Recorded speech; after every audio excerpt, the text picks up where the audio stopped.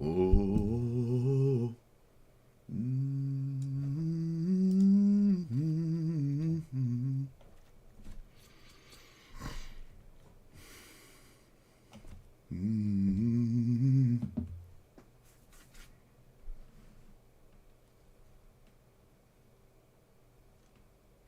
And off to reap the corn and leave where I was born. I cut a stout black thorn, far to banish ghosts and goblins. This song is stuck in my head. Oh God, please help me.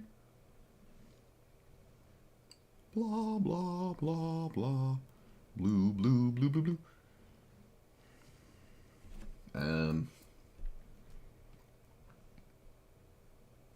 Okay. Hello. Alright, we have problems. I need things that kind of don't exist in the set. There's like not actually a lot of multicolored permanents in this set. When this enters, creates out for each. When attacks, draw. Okay. I can play the first sliver.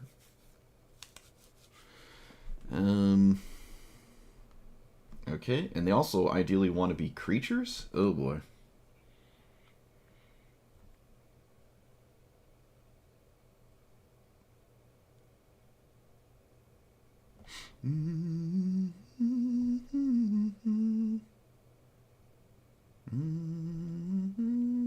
Oh yeah, I want to kill someone with this.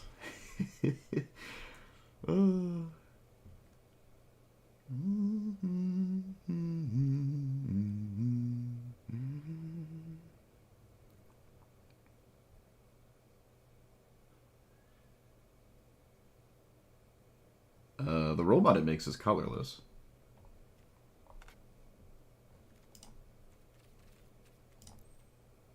Alright.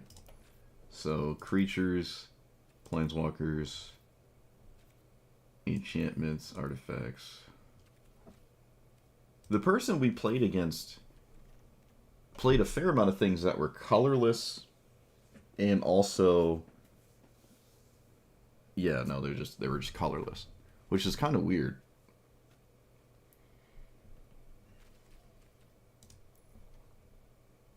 Multicolored permanents. Alright, so I can't... I mean, Ajani's good anyways? It doesn't flip into a multicolored... Oh, it does flip into a multicolored permanent. Okay. Well...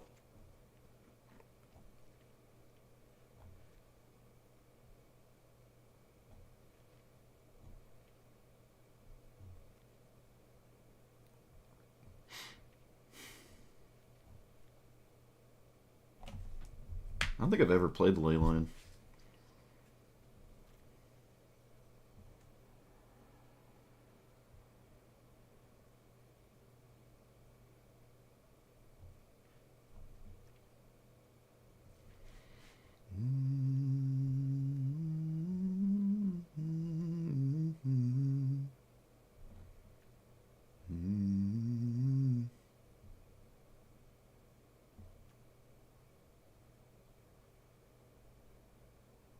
Okay.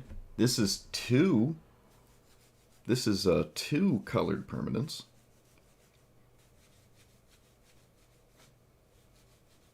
I don't really do anything else with it. Do I play a card that makes two colored permanents just so in 10 years I might draw two cards? Oh no.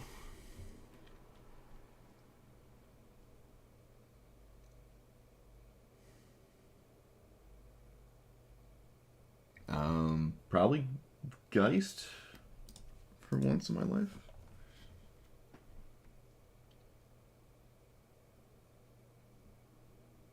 Reflector Mage, Teferi, maybe. Actually, it could cost 4.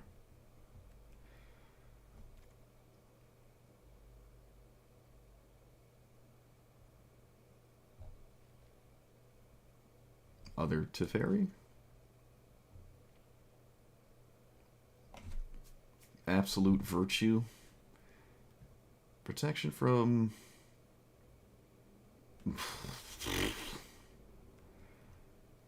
Okay. I don't think we gain life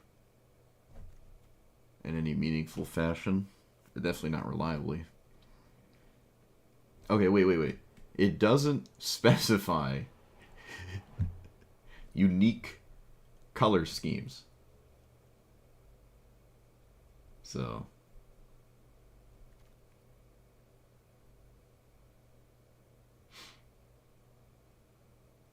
Constructs? Sure.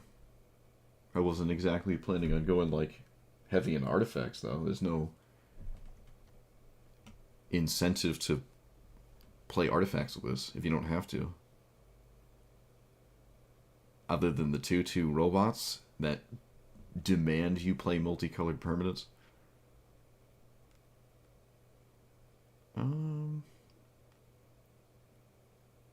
Oath of Kaya, there you go. Oh, huge. I finally feel okay about a card.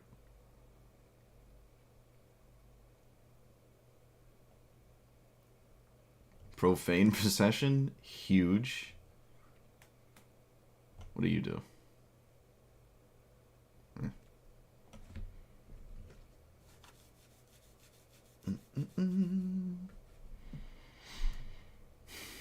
I still need to play multicolored permanents to make the 2/2s and also draw cards, even if I somehow crew this.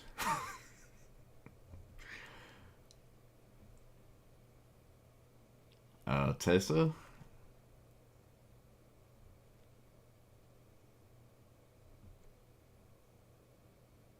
Oh boy. Oh yeah, Baleful Strix.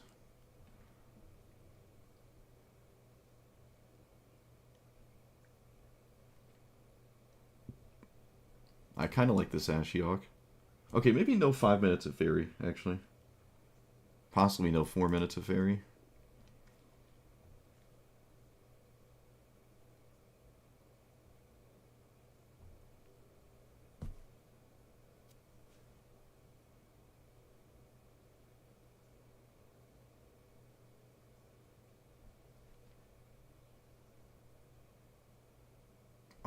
Rusko's weird. I don't particularly like Rusko, actually. Other than the Mana Rock, which... I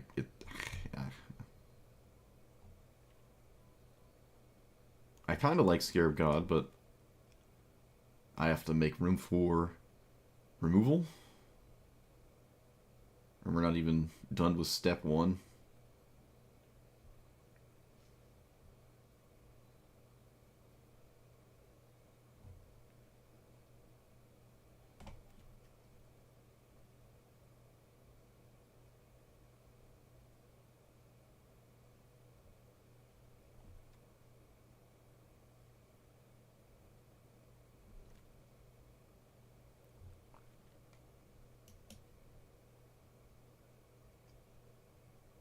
I don't think we're doing VV things.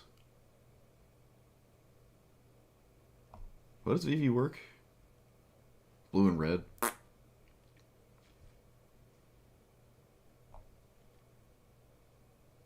What about you?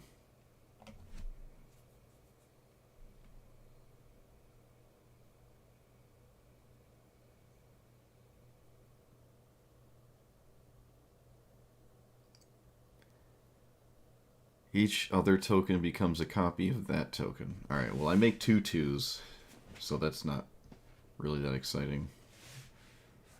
We could play, like, all of the combos randomly. Probably couldn't cast Niv Mizzet if I wanted to. But, like, how obscene would that be? Play Niv Mizzet Curiosity.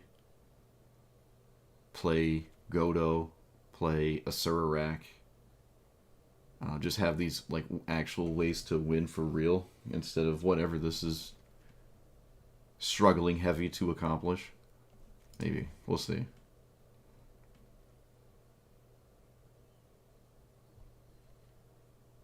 I don't like the Unleash or Escape cards. Can't really go wrong with Crucius.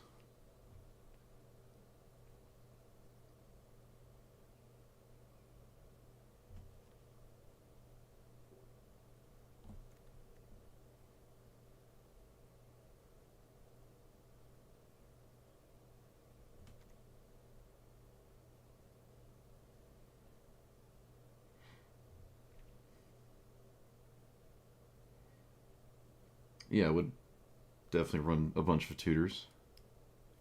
Absolutely.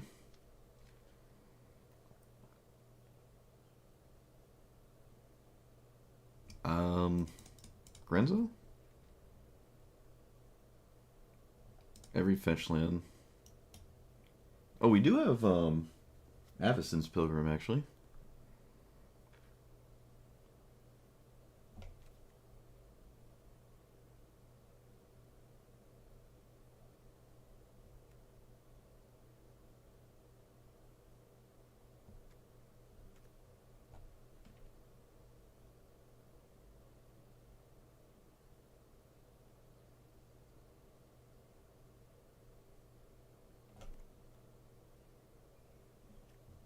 Okay, wait, we can make tokens the mana dorks whenever. Okay. Uh. Well, actually, there's Cryptolith, right? No, but this is multicolored. So I cast this. Oh, but then I can't crew. It's not like I'm going to crew anyways. Let's be completely honest. I don't know why this is an idea right now.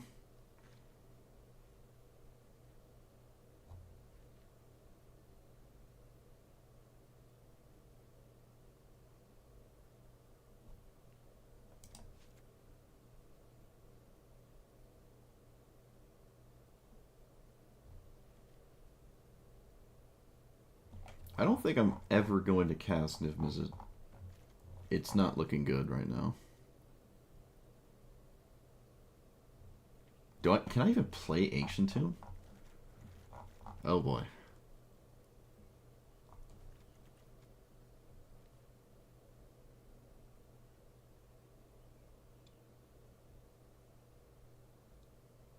Um,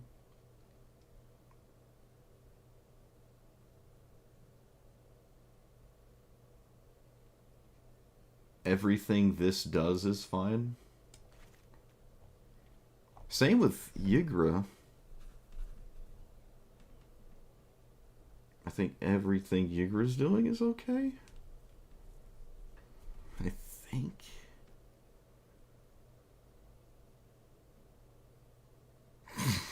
Okay, maybe not. Maybe it's okay, but we don't have the time or room for such nonsense.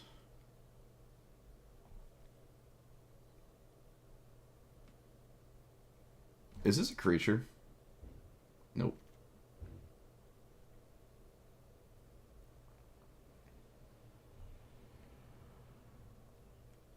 Actually, the gods are pretty solid. They don't really die.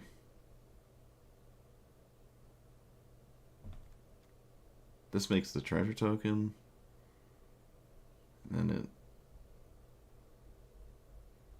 Okay, no.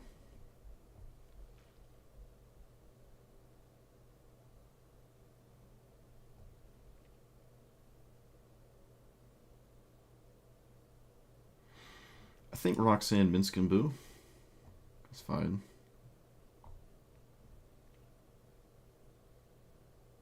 Xenagos.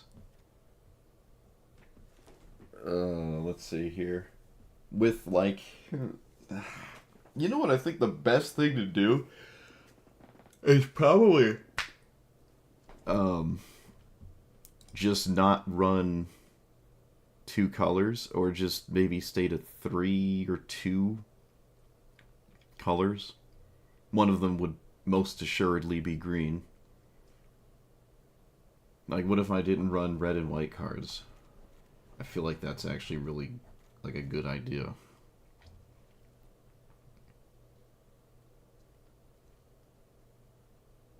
That might be a good idea.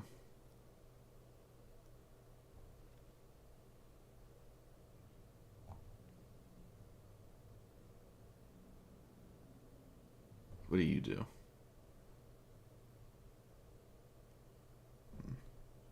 What makes multicolored permanents or tokens? Everything makes like a single colored token.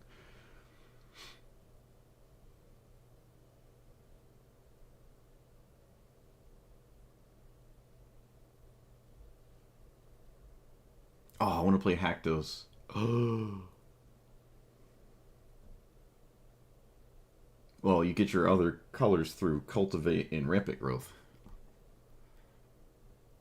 Because you're green. If you're green, you don't have to worry about anything ever.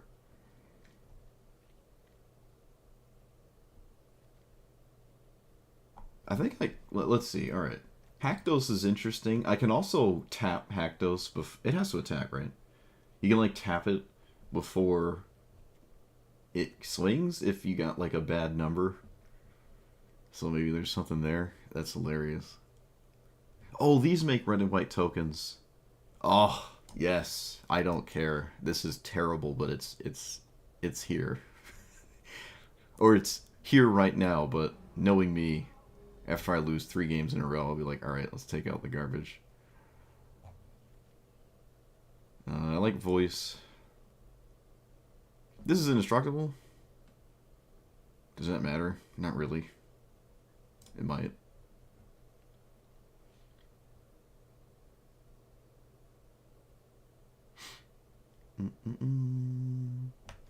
Elder? There's another Elder, right? The Tender.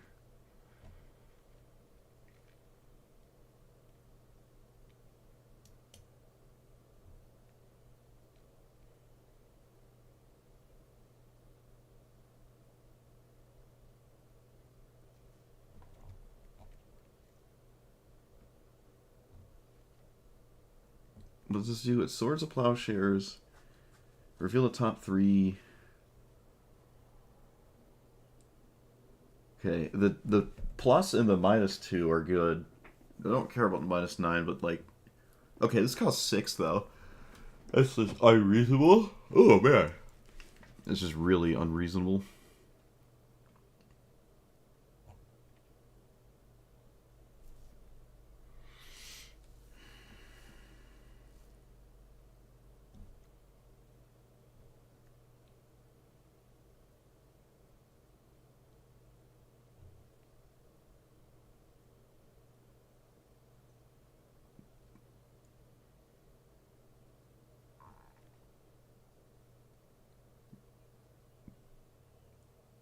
Risen Reef replaces itself.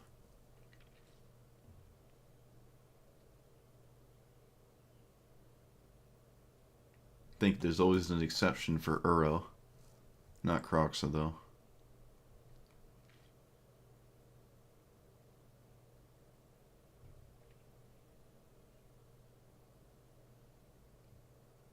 We're not spinning Emoti that much.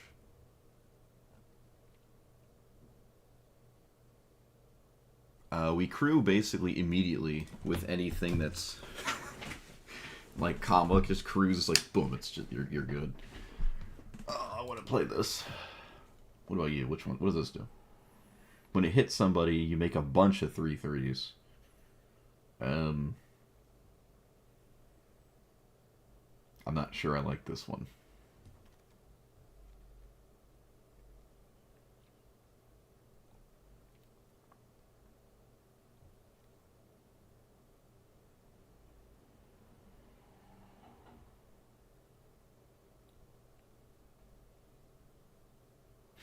I actually think the player we played against playing this commander actually had this Nicol Bolas in it. I can see it. Same with this card. Like, these are just fine. They're just, like, they're cards that you can play.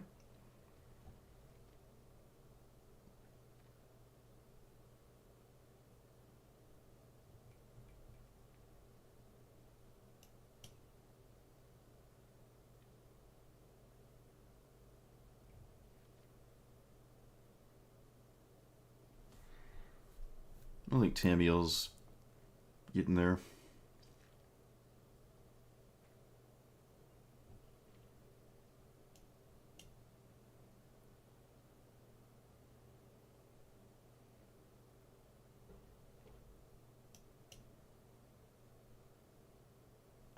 What's this do?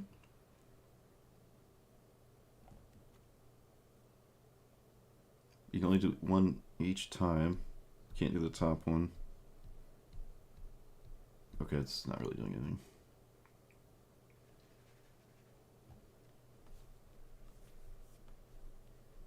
What about loot?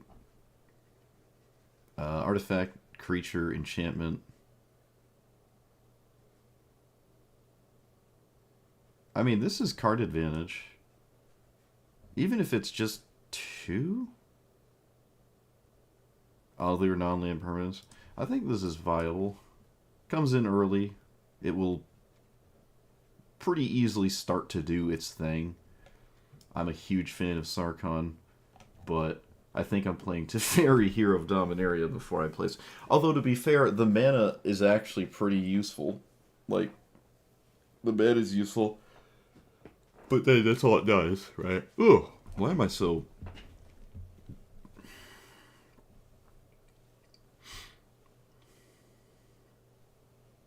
Keep yawning.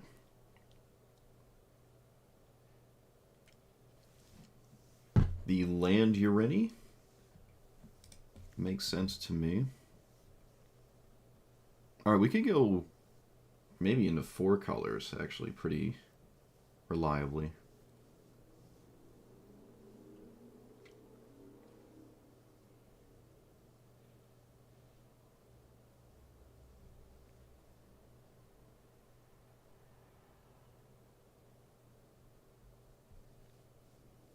Oh, yep, Awaken.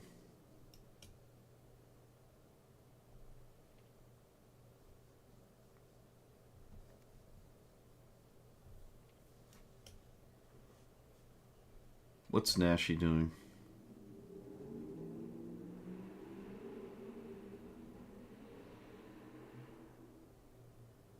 So this is a multicolored permanent, and I can pick up anything in my graveyard and have another one of it.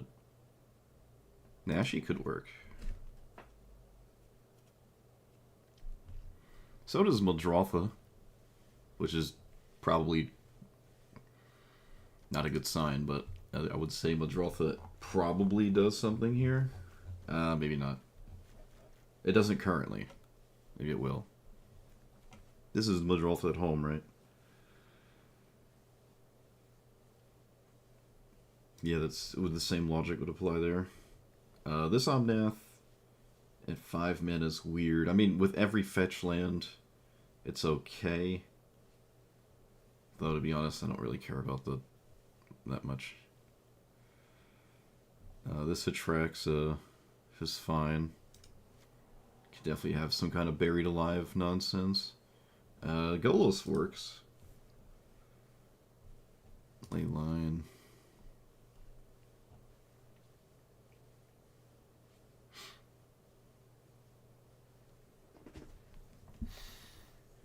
Door to nothingness? Yeah. I mean, it's a 1-card combo. It does require 10 mana. It's a Progenitus mana. With Golos, it's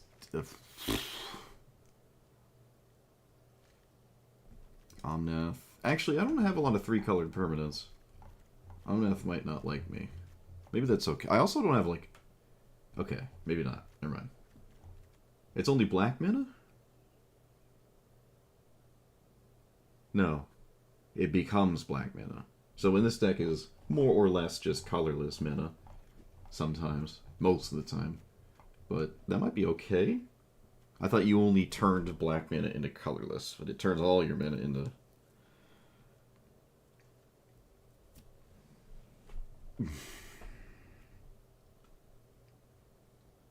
What is the first sliver spinning into that makes any amount of sense? Alright, Scour the Scene is... We can't afford to play just awful cards like that.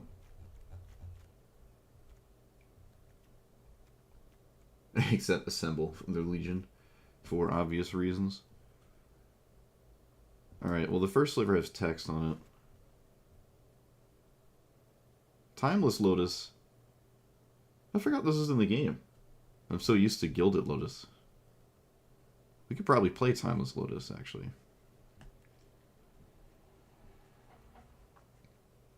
When did we get Sliver Overlord? What? Huh? What? Huh? When did this happen? I guess this is the space one, so just the other day. Okay. Most of our creatures, well, actually a fair amount of them are actually legendary. I don't have a lot, though. Wow, Sliver Overlord. Look at that. I did not know that was in the game. I want to play this. I've played this in paper. It wasn't a Sliver deck, but...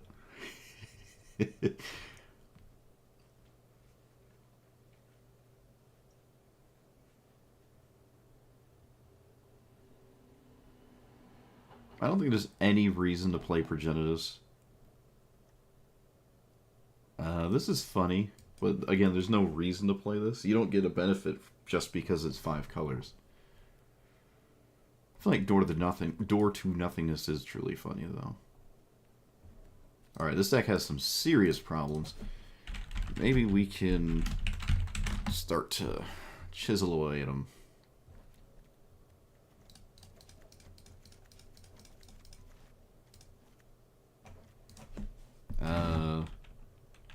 All Triomes?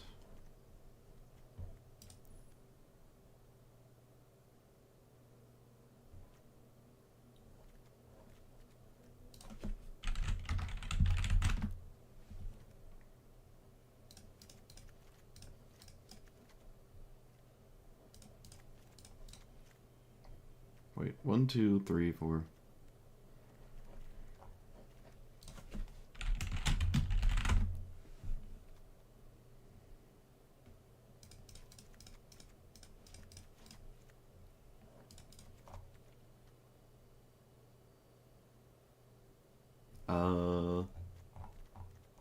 Gonna want probably more basics than I have.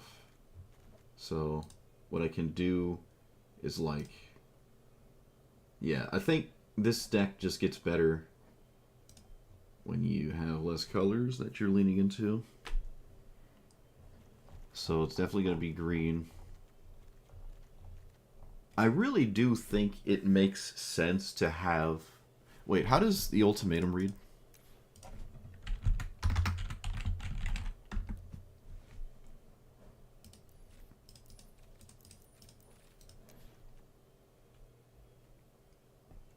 I mean, I can run all of them. 3 mono-colored cards. This can get Godo. I've never done that before. This can get Godo, and I mean, yeah. This is never wrong. But it does need real cards. I don't think it actually gets anything in the deck except a Johnny right now, which is really funny. Oh, I'm hearing the ice cream truck. Oh no. Alright, let's see here. What did we say? We said,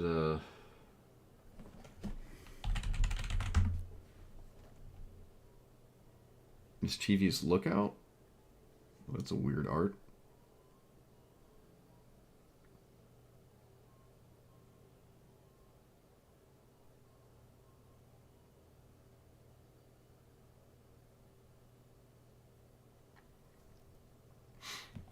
Wait, what? During each of your turns, you can cast a permanent.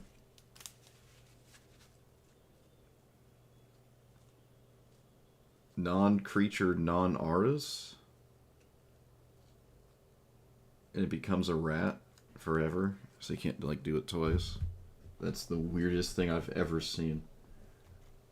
I don't know if it's doing too much right now.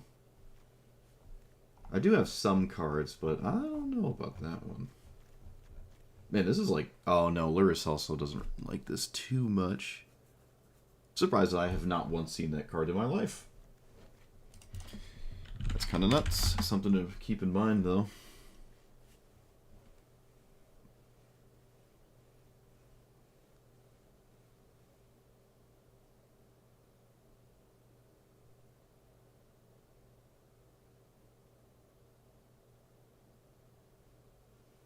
No, I don't like that. I don't care about that effect.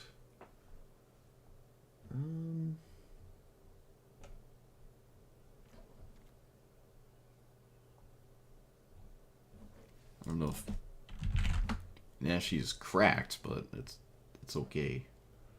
Oh, there you are.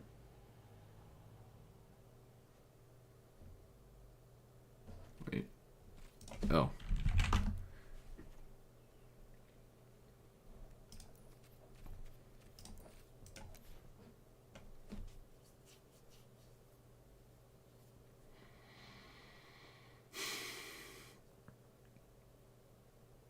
Okay, well, we can't do the towns thing. So I don't think this really does much.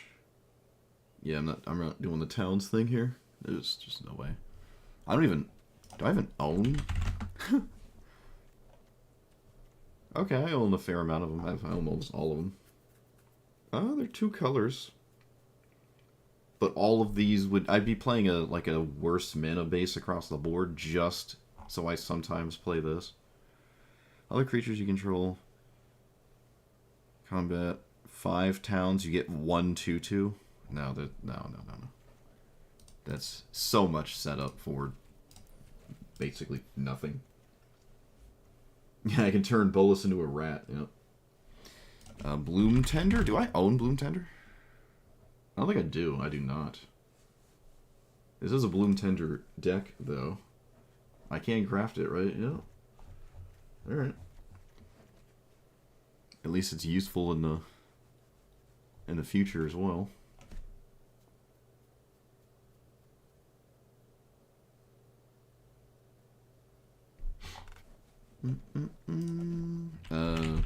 The Elysium thing? Yeah, Dryad of the Elysium Grove. Does that matter? I guess. I could just play Cultivate. I feel like I don't care about this. I mean, 2 lands a turn is whatever, but...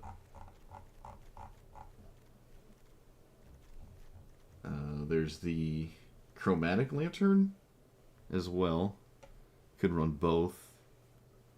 I'm going to want the World Tree with Golos. Probably Hour of Parmesan.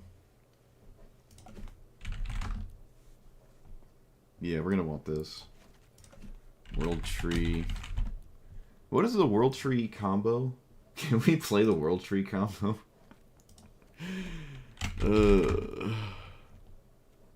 Chromatic Lantern. Probably neither Mox. Busted Spacelands like Ancient Tomb? Oh, but again, I don't know if Ancient Tomb actually does anything. It kind of does. I would say it does enough that there's no way you don't play it in all of your decks, no matter what the deck is. It's like it's Sol Ring. What commander does not run Sol Ring? It doesn't help you cast your commander, but who cares? Sol Ring is just still the best thing you can do. Cavern of Souls is all over the place. I don't think we can play Cavern of Souls. Well, it's not free, at least.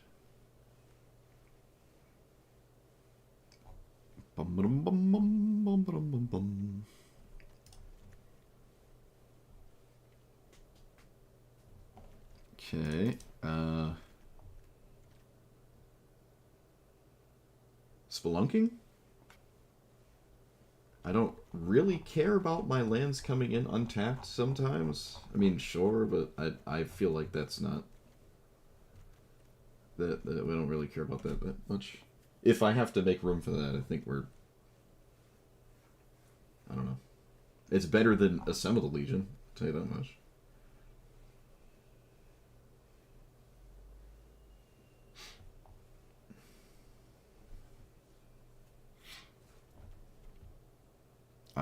I haven't even made room for, like, Mana Drain, Dark Ritual, Swords of Plowshares, Ragavan, Llanowar Elves, Kami, Boreal Grazer. Okay, so something has to change. Well, wait, let me finish. Actually, let me just put in the pile of stupid stuff. I might not even be able to really cast Mana Drain. Even if I do, Mana Drain is kind of at its worst here. It's not great. The colors have to, like, double blue for Mana Drain. Next turn, do what? There's a lot of scenarios where it doesn't actually... Well, just probably just not play counter spells at all. Dark Ritual.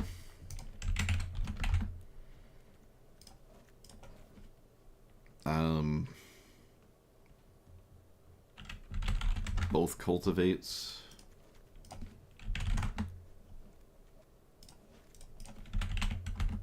The best 5-color strategies involve basically leading hard into green.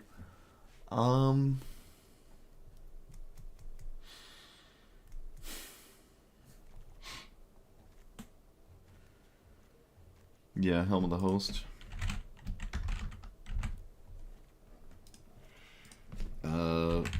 Tutors. Okay, probably no. The problem with Niv Mizzet is I can't cast it. Because it's like triple blue, triple red. It's kind of insane. It would also have to, like, survive. Equip the... Yeah, I don't know. I don't know if that makes sense. I still need Emergent Ultimatum cards, so Expropriate.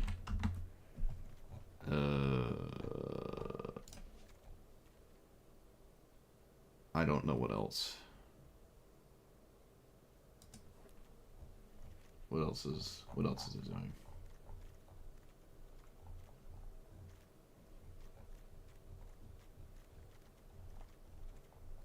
Hakdos is also incredibly difficult to cast.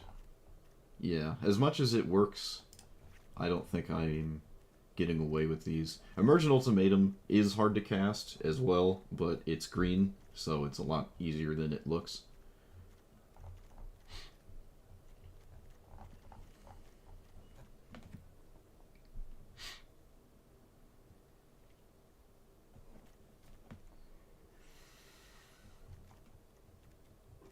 Yeah, it could be an Omniscience deck.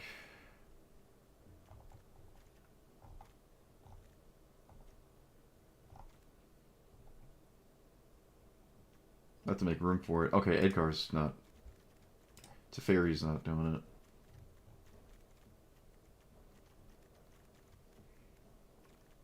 I feel like the first sliver isn't cutting it either. It hits something random in a lot of this random... Okay, wait, Arwen is also not doing it. Yeah, I'm not going to run the first sliver.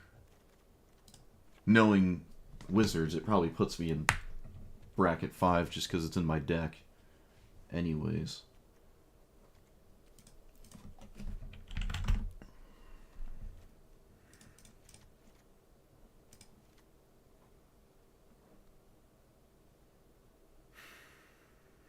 Might be able to play Gilded Goose. Maybe. Possibly. Might also just simply not be necessary. Farseek.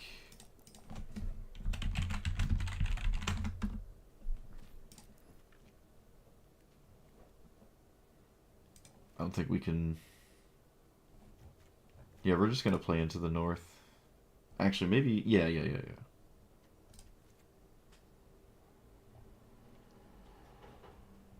I feel like I don't like Dry to the Elysian Grove still. Although it's probably... I don't know. It can die pretty easily.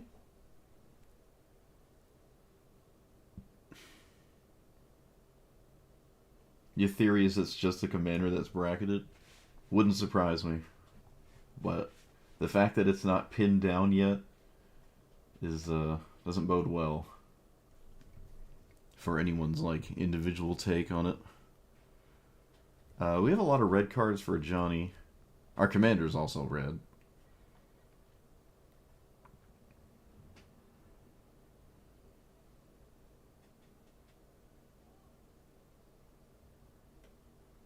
Okay, I don't like Risen Reef anymore.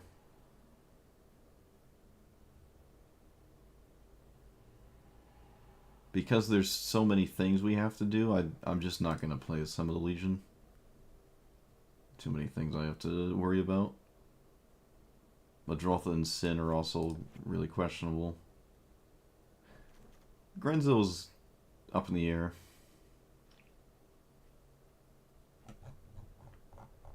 World Tree is gods or praetors? Gods. Could technically run a bunch of gods and then just have this as an option, but it's still like you still have to do it. It's all, like the mana requirement is actually like kind of. No, Summon Legion is beyond slow. It's just abysmal, but it's one of my favorite red-white cards. It is beyond slow.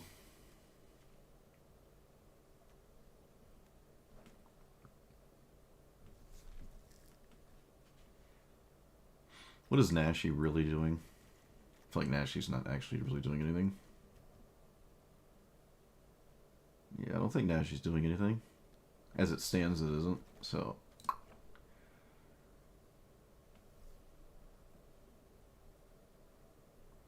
Another ultimatum target? I'm kind of okay with just expropriate Gilgamesh. A Johnny. Hour. Don't need that many. Really don't need that many. You could sprinkle in a tutor. Like Grim Tutor. But you wouldn't really ultimate a tutor. That wouldn't make any sense.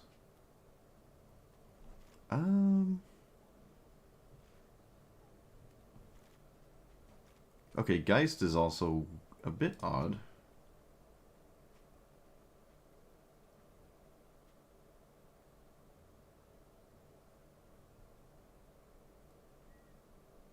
Insidious Roots, maybe okay enough. Reflector Mage is funny.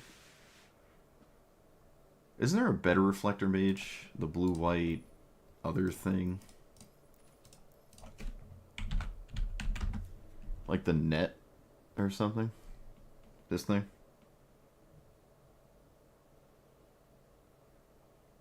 Yeah, this is like Reflector Mage, but better?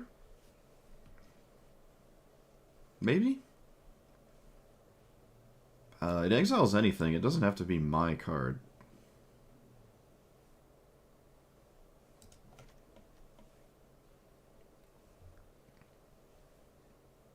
Oh, there it is. Reflection Net. Yeah, I mean, they're multicolored permanents that hang out in play. Displacer? Displacer Kitten? What is that doing?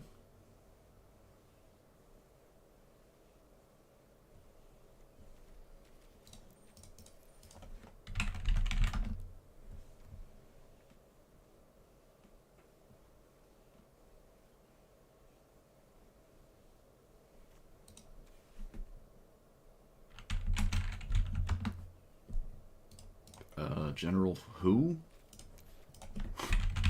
General Ferris? What? No idea what you're talking about.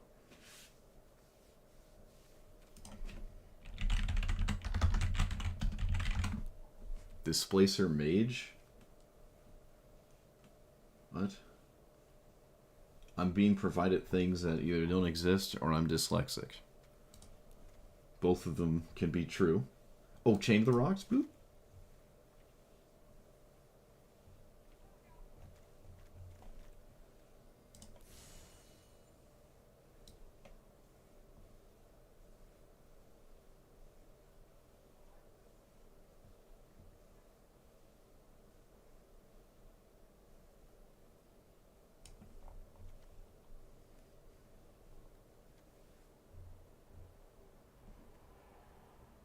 Why is this...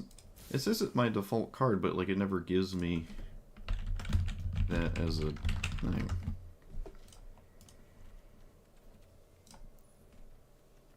Bard class?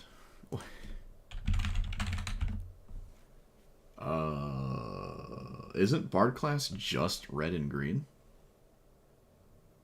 So we have all these.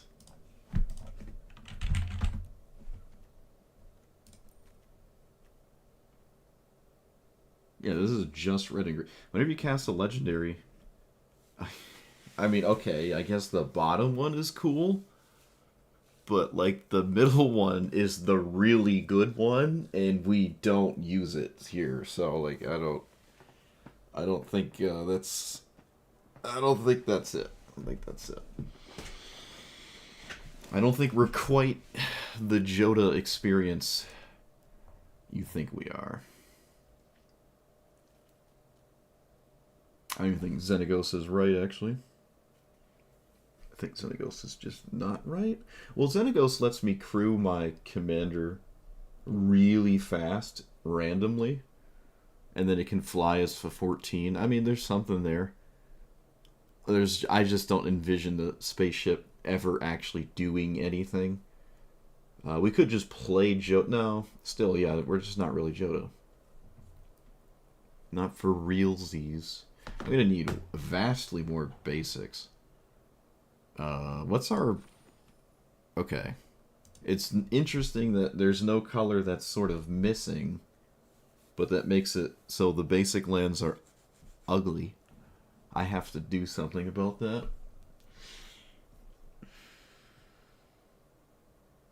Okay, how many...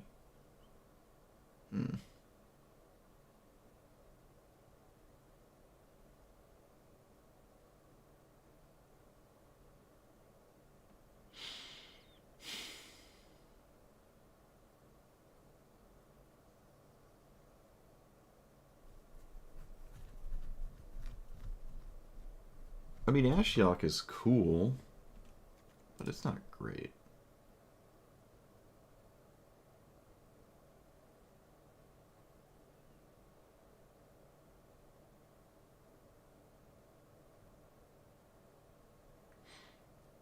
The colors are not the problem. I'm not struggling being color screwed. If you have green in your deck, you do not get color screwed. And that's not the problem. It's just I don't have a lot of basics for like cultivate, rampant growth. Oh, I forgot the snowlands for Into the North. I'll do that in a second. Yeah, Cyclonic Rift is okay. Though you could play River's Rebuke instead, maybe, because we have Golos. You can spin right into it. Okay, Door to Nothingness is really just not reasonable. Yeah, that's not reasonable.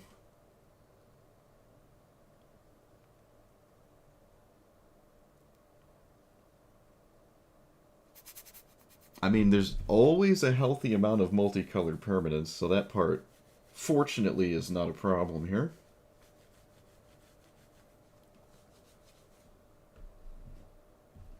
You're not sure what cards you mean? Well, it'll happen.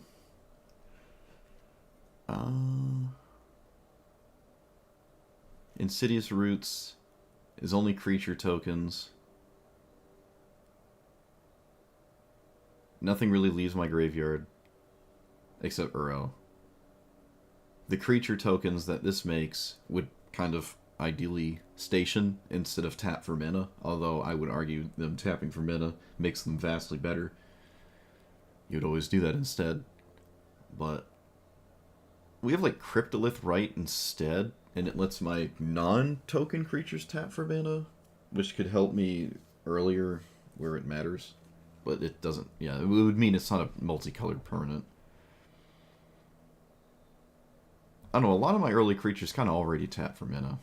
Alright, I'm not running Roots. It just doesn't... It's starting to make no sense.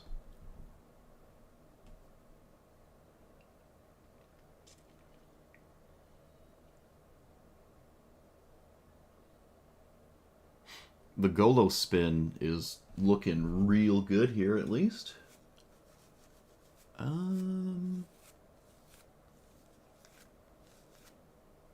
So, like, for artifacts... We could play Urza? I don't really make a big construct, though. Your cards have to be multicolored. What are our multicolored artifact options? I'm telling you right now, I probably won't like most of them.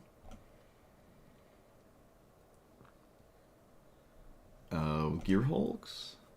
Okay, no, not that one. What do you do? Alright, this discounts a single card in your hand. Wait a minute, isn't this good? Hold on, let's think about this.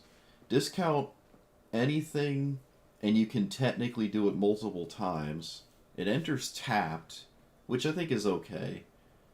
We probably also want Arcane Signet. Maybe this is fine. It is basically pay 1 life to add a mana, right? That's what it does. It just like makes a mana, and it makes something cheaper. But it can stack on something that you couldn't cast last turn. You can like stack it up. So sometimes it's better. I don't really care about paying life. That might be fine. The first time I played it, I thought it was your whole hand, and I thought it was just broken. Which it probably would be broken if that was the case. Those are all the multicolored permanents? What? That's it? Uh-oh. Alright, yeah, the artifact situation is not great.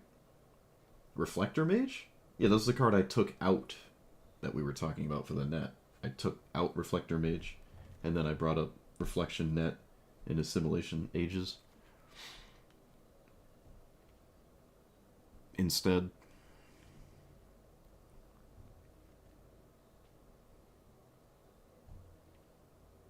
Okay, we'll run Signet. Can run the other one as well. Oh boy. Yeah. The tapped one? Not Cold Steel Heart.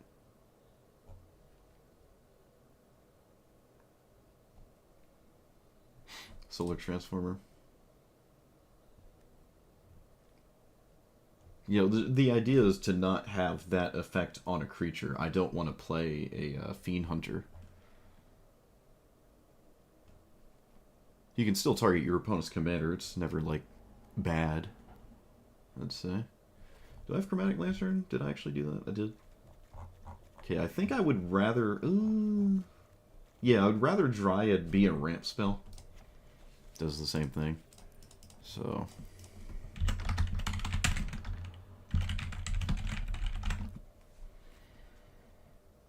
oh yeah, Heaped Harvest. Bloop.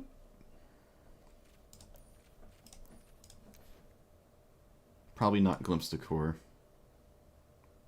I still think this card is illegal.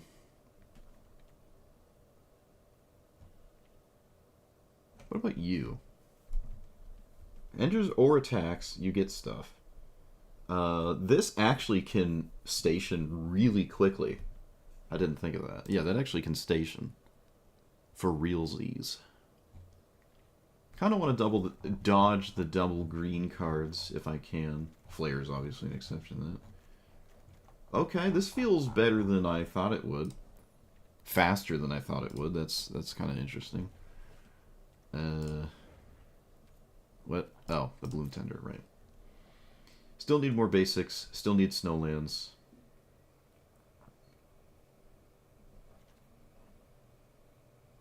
Which means you have to assess how many shocks and triomes are incorrect. Which is not too difficult.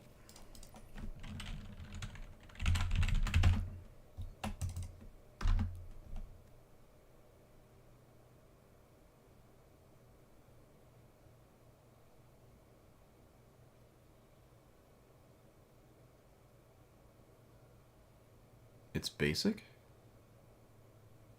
No, it isn't basic. Huh. Yeah? Sure? Maybe? I wish it was slightly better, though. Huh. I never played this card before. Is this better than just playing Explosive Vegetation? I feel like it isn't. You do have to crew this. That's not free. If you could play something that's better, you might want to... I think you might want to just play Explosive Vegetation instead. You crew this and it gets killed in a removal spell, you feel bad.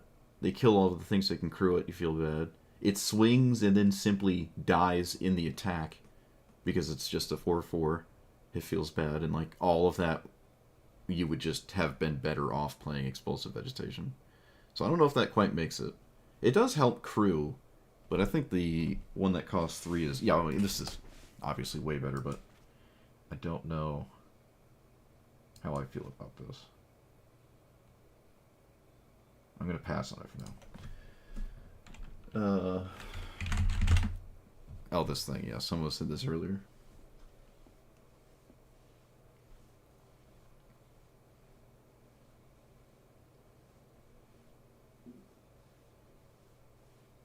This is good when I miss my land drop.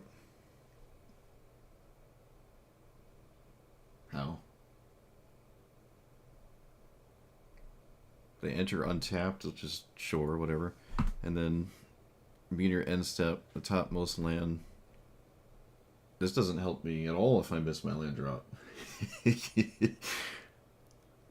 I also have a bajillion ways to shuffle my deck. So this doesn't do anything most of the time anyways. So I don't really... I mean, you can find the card it had put the thing on with your fetch land. So, if, you know, it puts that ability on a card, and then your fetch land, you can see that it has this text on it. No, I don't... It's also restricted to green, which I don't really have to worry about. I don't have to worry about that.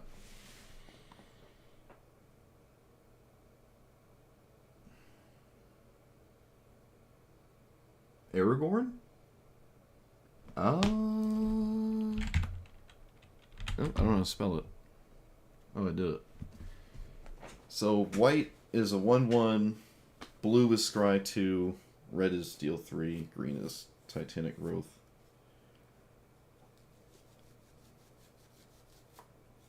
I think I do all of this, but is any of this good as splash value? So the Surveil is kind of lame. Oh, Scry 2, whatever. It's kind of like, ugh. The dealing 3 to my opponent's face feels eh. The 1/1s are eh. And I'm not all in on this, but the green part is the part I like the most of it, and it can pretty reliably do the green side of it. It's a multicolored permanent. It could genuinely be really annoying to cast. It does station really fast, though, and I have to have those colors to station anyways. So maybe it works. In some weird, convoluted way, it might actually get there. Do we want Lotus Cobra in? Okay, I do at least want the really stupid broken one. Treasure thing. The mythic rare in hiding, that is Tireless Provisioner. I think Lotus Cobra is okay. We do have every fetch land under the sun. Rampant growth effects. It color fixes off green. Yeah, I mean, why not? I don't think it's at its best, but who cares?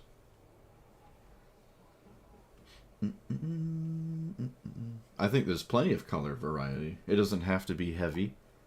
I wouldn't say the white of this is really even that exciting. But the green can sort of do something.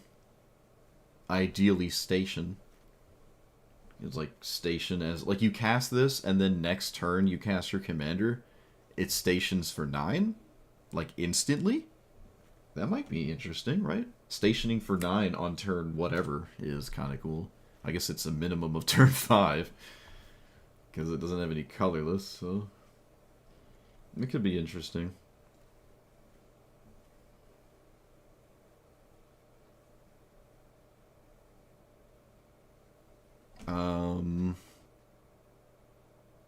I like Baleful Strix still. Ajani is still okay. I don't really need a ton of red permanents. I think Ajani is okay. It's hard for me to say it isn't. Still need more basics. Hey, it auto went with one of each basic land. That's funny. Alright, let's look at the lands for a second. Green, and then everything is almost completely even. It's kind of spooky. Alright, so I can run all the green-based things and take out the non-green-based things. So, like... Alright, well... It's like white and red, sort of. Like, all the green stuff can stay, and I'll take out you... You...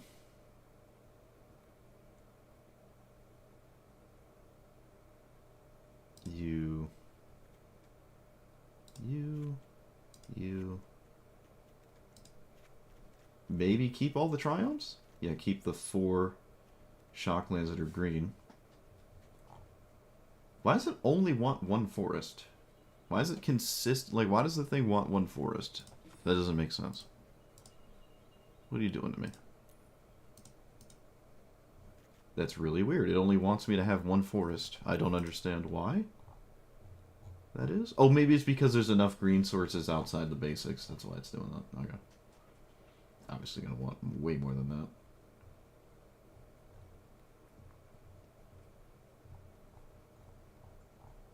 Keep all the Triomes. That might be fine. Leyline too slow? What do you mean?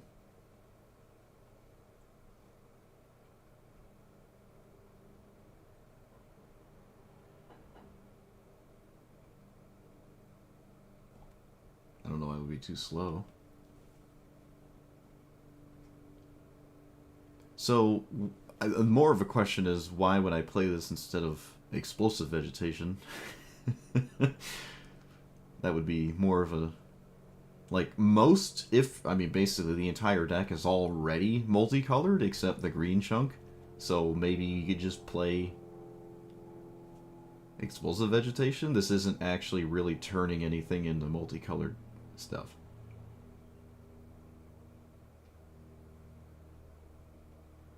I don't care about the bottom part. Yeah, this might actually just want to be Explosive Vegetation.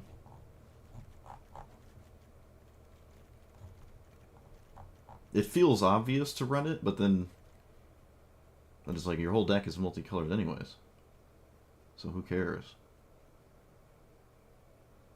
I mean, sure, some of it isn't, but that hardly matters. It itself isn't multicolored permanent.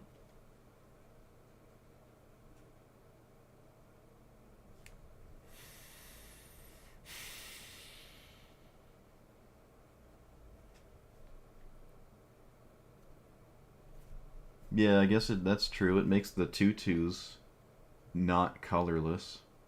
I don't know. Let's just try it. It's a card you don't really get to play that much, and it has somewhat relevant text, but for the most part, it's definitely nothing to write home about. I didn't make it to Cyclonic Rift, did I? Nope, I didn't. Alright, things have to come out. I don't know what we're going to take out, though. But something's got to come out. Tessa is weird. This is extremely slow, but the tokens are really good, so I don't want to take it out.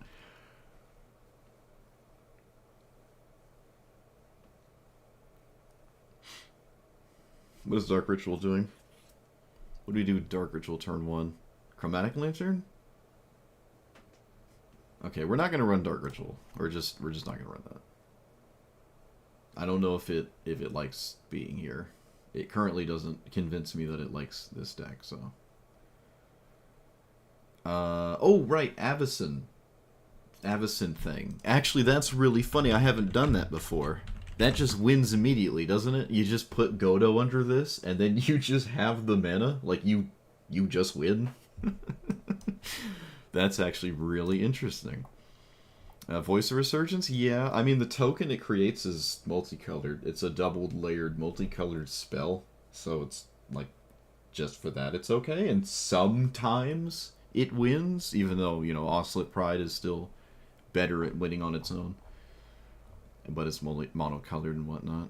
I think I'm going to try Voice. There's been decks where I've put this in that weren't like this, and it might just be kind of near its best here. Its best not being the most exciting anyways, but still. I know, it's a card I don't normally play. And everyone's yelling at me on my YouTube comments that everything is a Craterhoof deck, so I guess I'll play that instead. The Voice stays. I would not put Craterhoof in this deck, by the way. I mean, Tooth and Nail's okay, right? What's our Tooth and Nail look like? Because it doesn't have Godo in it, so I don't really know what Tooth and Nail's trying to do here.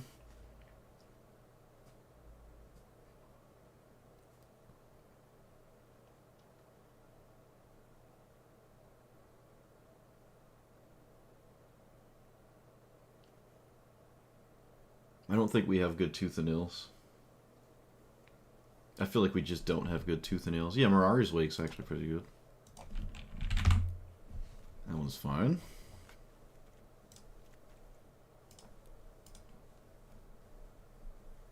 Hopefully.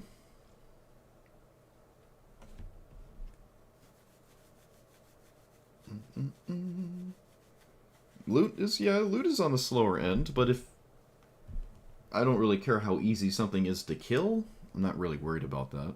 Technically, it's actually harder to kill on average than most things because it has Ward 1. But, yeah, I mean, it's just value, right? It just sits there and maybe does something. And if it doesn't, that's fine. That's fine with me. Even if it's just one card, I think that's okay.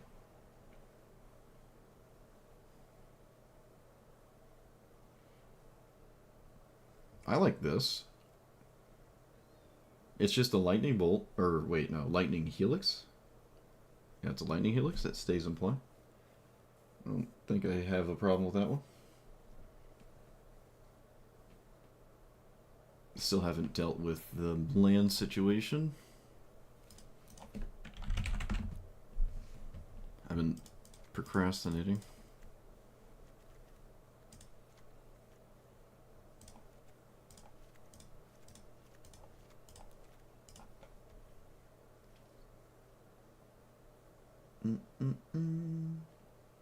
You don't like loot without extra land stuff?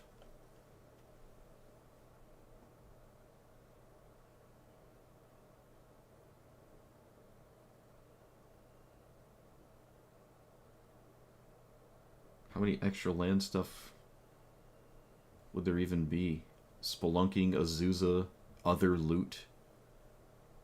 I'm really not sold that I need that for this. But, I mean, yeah, it's not an amazing card. It's like a weird Phyrexian Arena. I would play Phyrexian Arena. Maybe I could just play Phyrexian Arena, but this is multicolored, so... I don't really have a problem with it.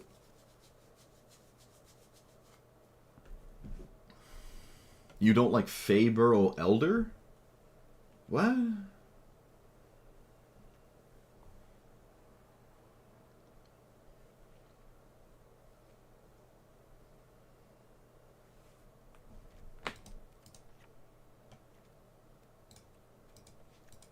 Are you watching, or maybe you're just doing the audio thing there? You've named like 10 things that are in the deck.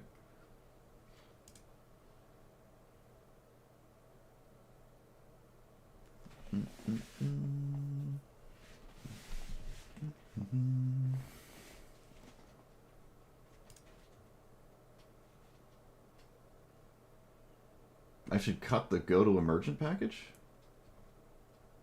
That seems wild. I would say this is just better than this. So I don't know if I'd do that. I think having... If you're a 5-color good stuff pilot, I think it's reasonable to have other win conditions, right? I don't think that's unreasonable. But yeah, if I want to go heavy-handed showcase this card, I suppose I would not run this. But I just don't know if that's a good idea. I want to win a game, but no, I'm going to keep it for now. But I see what you're saying. It's not like you're not making sense. I get it.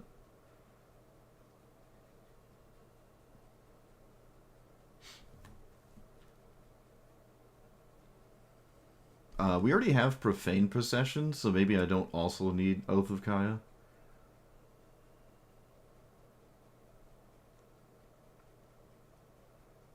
Oath of Kaya also doesn't kill, like, Vivi and Tifa. Not reliably. Taking out a multicolored permanent doesn't feel too bad either. It's not like...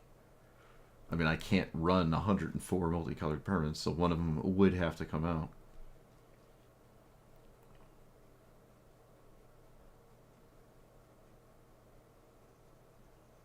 I think Grenzo might be weird. It's pretty easy to continuously cast the cards it finds, though. Do we want 2 of each other basic? Probably.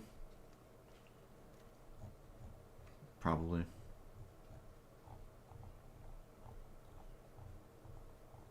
I should probably also try for Brainstorm.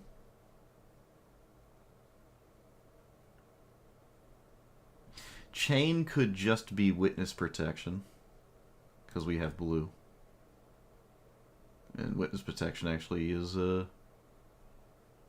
has way less of a requirement.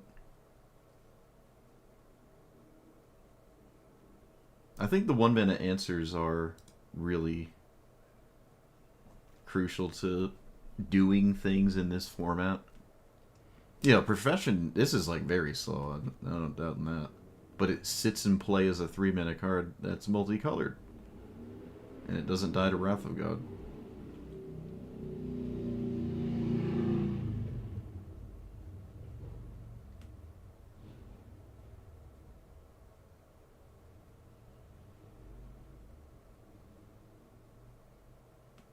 Yeah, Grenzo can just win the game on its own, yeah. Alright, fine, we'll take out loot. Tired of it. I've been bullied into it.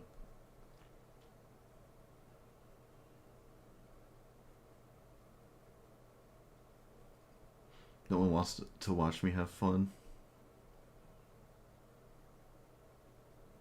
The ultimatum is expropriate Gilgamesh, and I don't really even care about the third card. Don't even really care. Could be a Johnny, doesn't matter. What there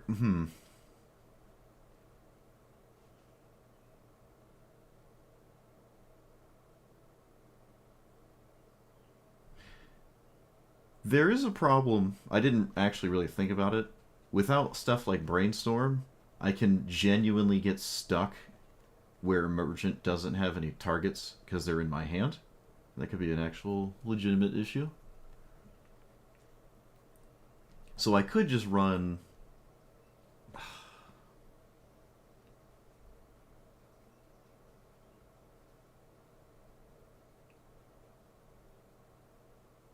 Yeah, another extra turn or the Splendor. I think I would run Splendor in here. I think I'd run Splendor. Right? That's actually, like, really problematic. There you go. Right now it's like Splendor, Expropriate, and then who really cares about the third card? They're not ever going to give you both of these, so getting at least one of them is fine. And if you do get Godo with it, you do present this must-answer threat, assuming you don't have more mana to, like, go immediately and win. You could get Creation, and then just put Godo under Creation with this, and then have that, like, later.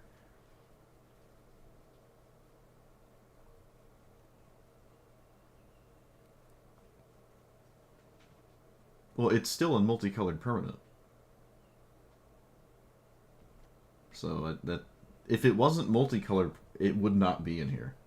That's what's like holding it here, is it's multicolored. I have to run multicolored permanents to some degree for this thing. Which, I mean, again, we're leaning into something that I don't think will ever actually matter, but who knows? You know, you have to try. So we do, in fact, have to play questionable cards. Xenagos, again, can crew this immediately. You can play this and then just have some other thing that could potentially station immediately. But other than that, I don't care about this. It's also 5 mana.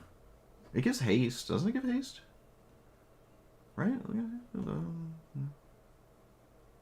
I have like all the big and scary baddies of Gruul here. Omnath has 5 hits. Omnath is multicolored and also floats my mana through turns. Even though it's just black mana. I've never... even when I played Omnath as a commander, I had like 4 3-colored cards in my deck. I don't care about that at all. I think I have flipped this before. I think I flipped it before, yeah. It was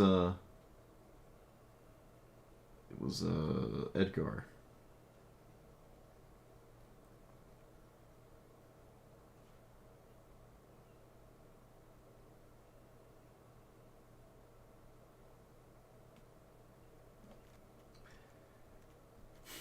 Roxanne's always going to stay. I don't need this hamster. The hamster is red. Everything this card is doing is sort of fine, though. Can I throw...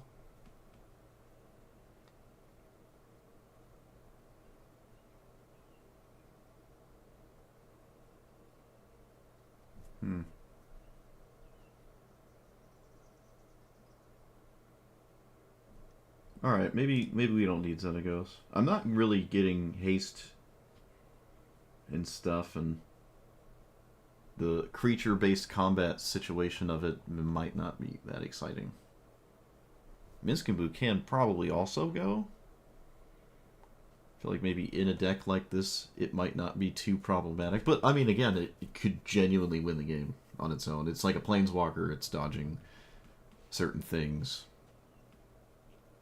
How many lands do I have? 41.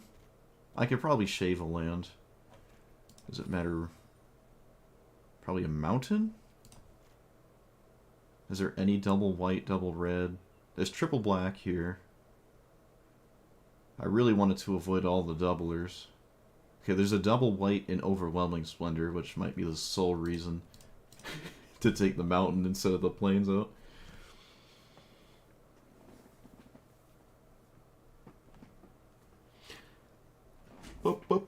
I don't think I want to shave another land. I think one is good. No, Colossus is always staying. Indestructible, multicolored permanent that generates mana. Essentially, green. I would play Colossus if it was mono green.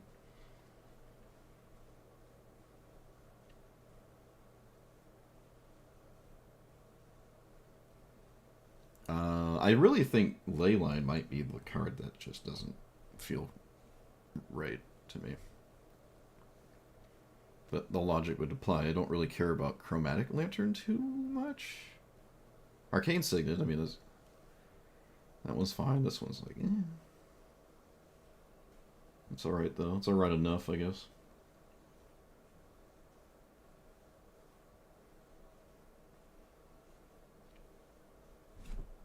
I'm not going to run dual-colored Snowlands just for Into the North. Crew 4 of the... No, I think that's fine. I think that's fine. It's still just a land. Like, that's totally fine. It's you play this turn 2, you're like, alright, that's, you know, everything's great.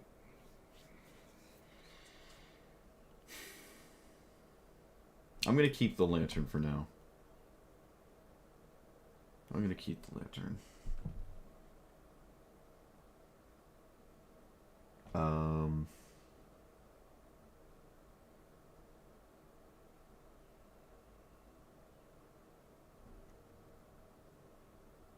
Ureni?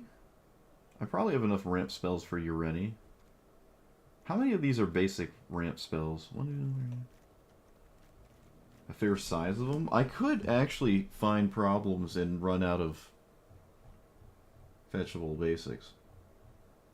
It's hard to shave anything else other than... Okay, we could shave like the worst triome, so it'd be the...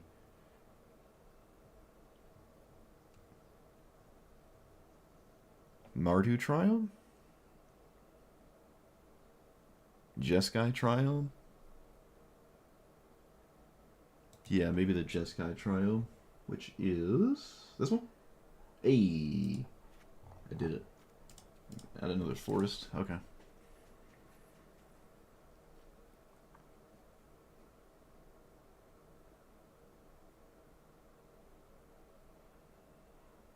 I think I'm going to shave a Leyline.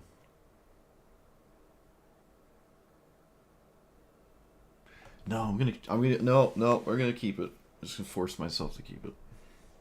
Baleful Strixes might be weird.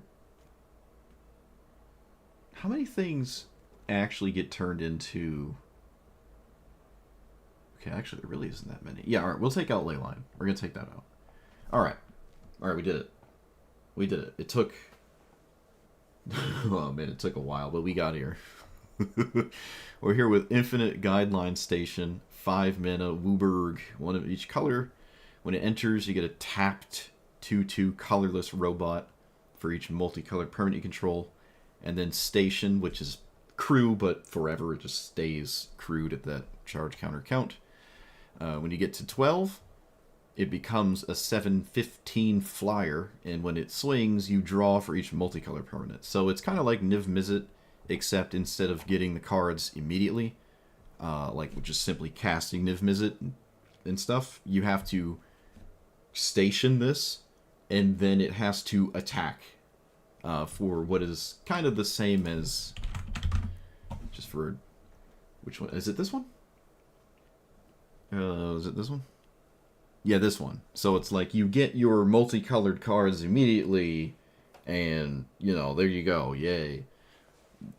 So, I don't know. There's a lot that you have to do to get this to actually swing. I've never seen anyone swing with it. Someone got kind of close, but it got naturalized, so it went back to square zero. It does not go back into play with the station counters, so if it dies, you're basically back to square zero. It's really, really, you're asking a lot.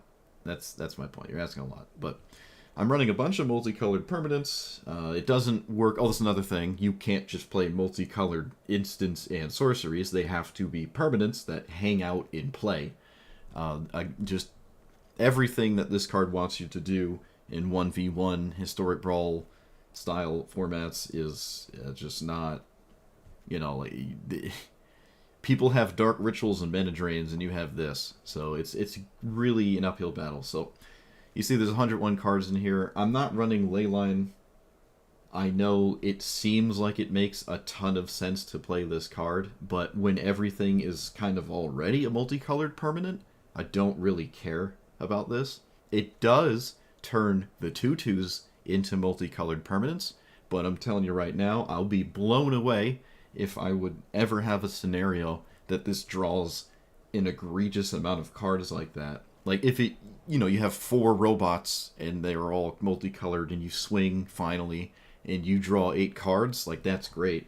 But you also have to keep in mind the cards you're drawing aren't just the ones that are like, you know, you could draw 8 cards and some of them, like, your Baleful Strix on turn 12 is kind of weird, and there's just a chunk of these cards that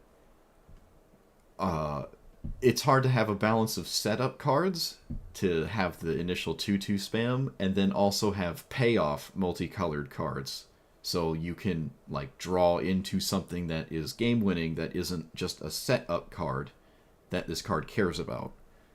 So you're being attacked at like 10 different angles with trying to have this text box work. So I am running Immersion Ultimatum. Any Sultai deck probably just wants to run this. I don't have the craziest things to hit, really. Obviously, Expropriate is disgusting, but like Tooth and Nail isn't in here.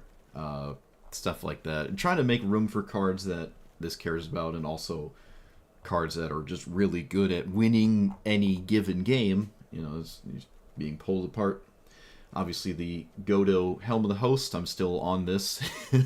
It's something you can actually Immersion Ultimatum. I don't know if I've ever played a black deck with this yet. I can't remember. But with Creation of Avacyn, you put this under there, and this is actually potentially better than Gristlebrand as an out for Creation. You also lose less life. So this is actually kind of interesting. Once it comes into play, you would likely have the mana to do it. So I really find that to be worthwhile here. Bloom Tender is the only thing I crafted for this deck. It's probably going to tap for more than green, you know?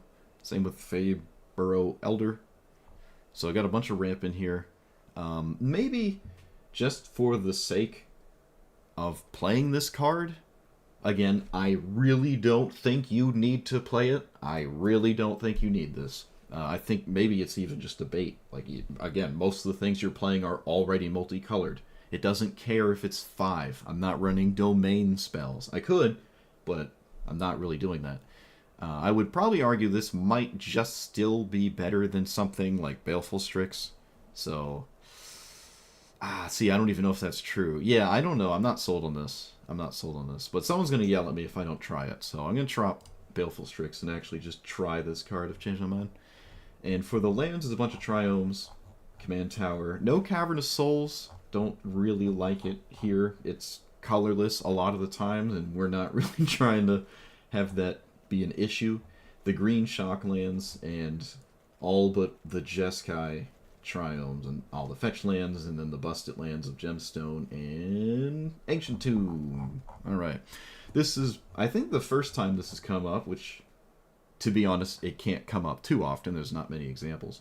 But commanders that don't have generic in the casting cost, those commanders in, say, EDH or whatever, would always still just play Sol Ring, right? It helps you with commander tax at the very worst. If your deck had literally 0 generic mana costs in it, you would still play Ancient Tomb. Even for the very, like, at its worst, doing commander tax is still just worth it. I think this card is insane. And again, I don't know if I said it last time, I probably did. This is probably the best card in the format. I don't think there's anything that would make me feel that way otherwise. It's better than Dark Ritual, it's better than Benadryl. You can't be countered, it's nigh unkillable. It has game-winning lines on turn 1, which I haven't quite seen. I think we might have had one game where our opponent was over it immediately upon seeing Ancient Tomb Arcane Signet into, like, Llanowar Elves. And like, alright, well, the game's just over. But we'll see. Alright, so let's send it like this.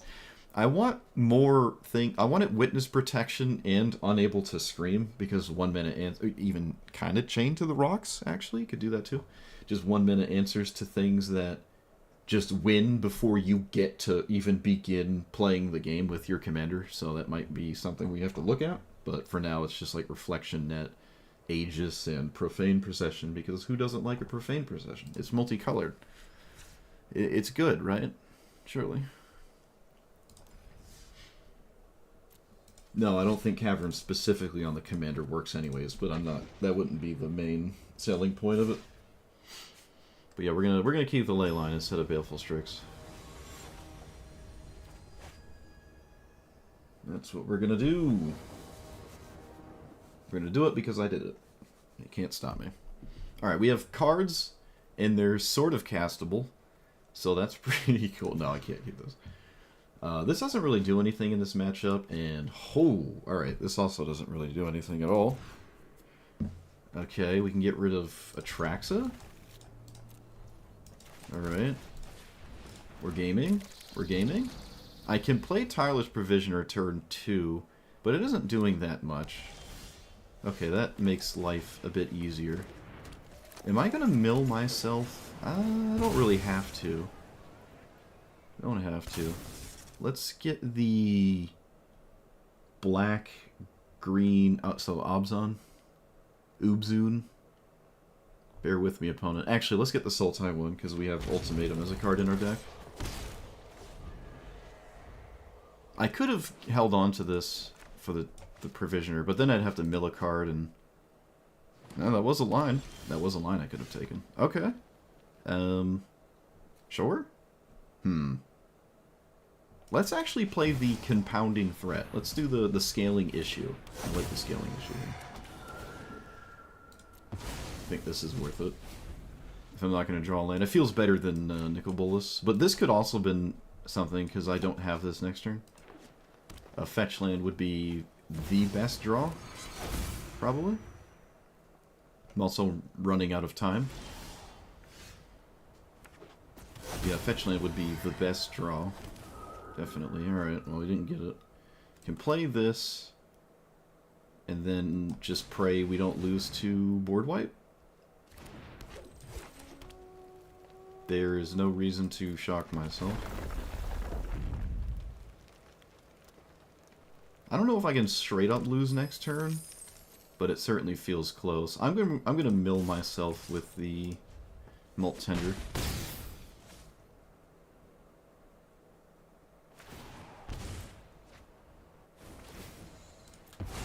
The Tessa could irritate the Tamiyo player, but I mean, if they have a sweeper, I don't know if that... Alright, we did it. We did it. Look at that. Look at that. Yeah. Tessa was just too fast. Did I miss? I think I missed a land drop here. But we got there. Was it? Let's see. If I played my commander next turn, we get 2... No, we actually get a fair amount of 2/2s because this comes back with itself and a token. So we'd actually get 4. And then Tessa can crew very easily because these are like 4/1s. So we could station this game for real, for real. Yeah, Tessa was looking really good there. Okay.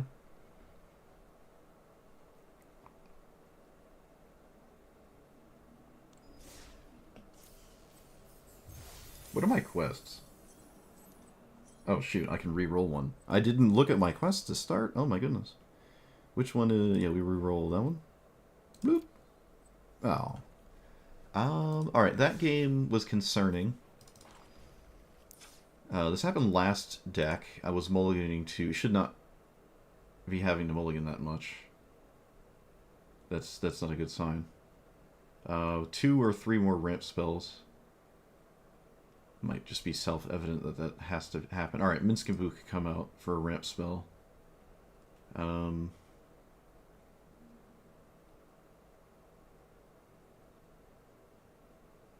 Atraxa might just be nonsense. I think I would prefer this to be Cyclonic Rift or something like that. Oh, right, that was another thing I forgot to talk about. I completely forgot to talk about it. I went back to the deck builders because some of the cards felt kind of... But yeah, these... You're never truly, quote-unquote, color screwed in 5-color anymore because of green, right? You just put the green cards in your deck, and then the ramp spells color fix you very quickly. That's why it looks like this. I think this is far and away the most successful idea when it comes to 5-color strategies. You just have the green opener so you can get into the multicolored cards later. That's good in all junctures. But yeah, I was taking out some cards like Minsc and Boo for more ramp spells so I could reasonably have just solid openers because you just have to do that. No question about it. I don't think I like Explore. I've been dodging the Spelunking Explore stuff. We are not running Burgeoning. I probably should be running Burgeoning, right? I could go Burgeoning Land. Obviously, a card like this wants more lands. Same with Explore. I could just run Dig up. It's a 1-mana spell that finds a land and also later does something... Demonic Tutor or whatever. Diabolic Tutor, rather. Right? Diabolic is 4? Yeah. Actually, I like that. I like that. That works. And I'm done looking at the deck builders, so... But yeah, I don't really like Explore effects. I did take out Dryad of Elysium Grove. I would not play Azusa here. I think the Explorer cards want like 45 lands minimum. I mean, I've played them at 40 just fine in the past, but I think you just want to play maybe more lands than I'm playing for those to feel comfortable. And instead of just playing another Mana Rock. Right. Something like that.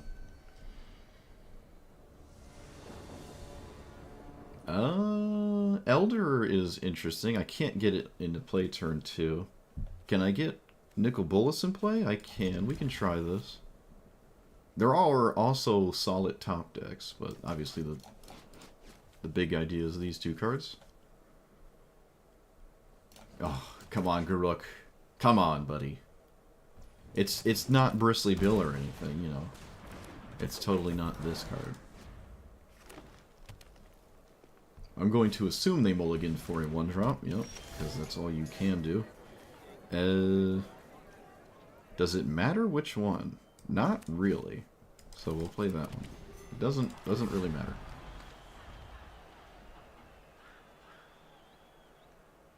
Yeah, the Triome Tapland thing is definitely problematic right now. Not gonna lie to you. You have another Mana Dork? Oh, it's a fight effect, so I just straight up lose? Oh, no, it's not. Okay. Huge. Okay, what does that do? It lets me play Nicol Bolas? Has to get white. So white, green, right? That's the only untapped... Or just a basic plains, which I probably could just get a basic plains at this point. Yeah, for sure. And then play You. Yep, you just play this. That's fine. That's fine. That's okay. This does kind of take us off the Nicol Bolas line for a bit, though. But if I can stop Bristly Bill... Wow, they didn't make a treasure token. That's nuts. Okay.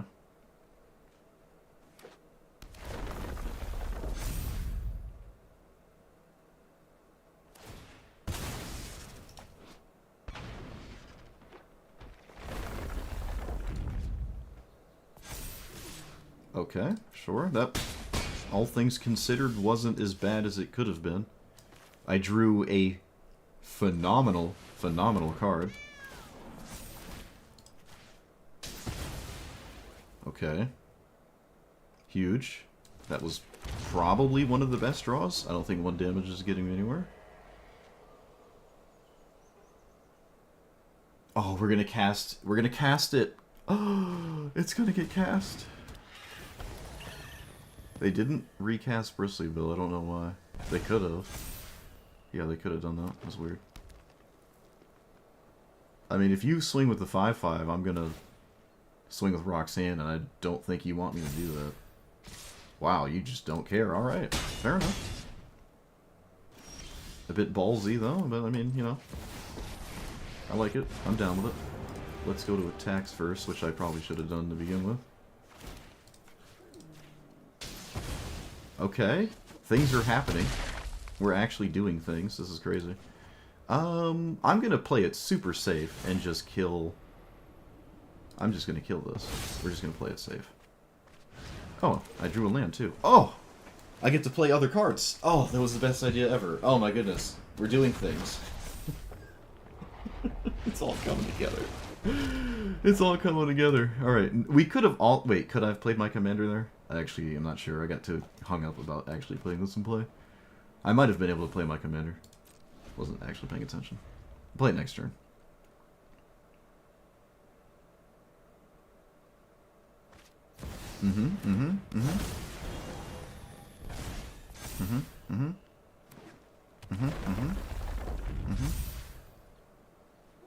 Easy double block here, right? Yeah, I'm just double blocking this. Not even hesitating, just boop. Don't even care.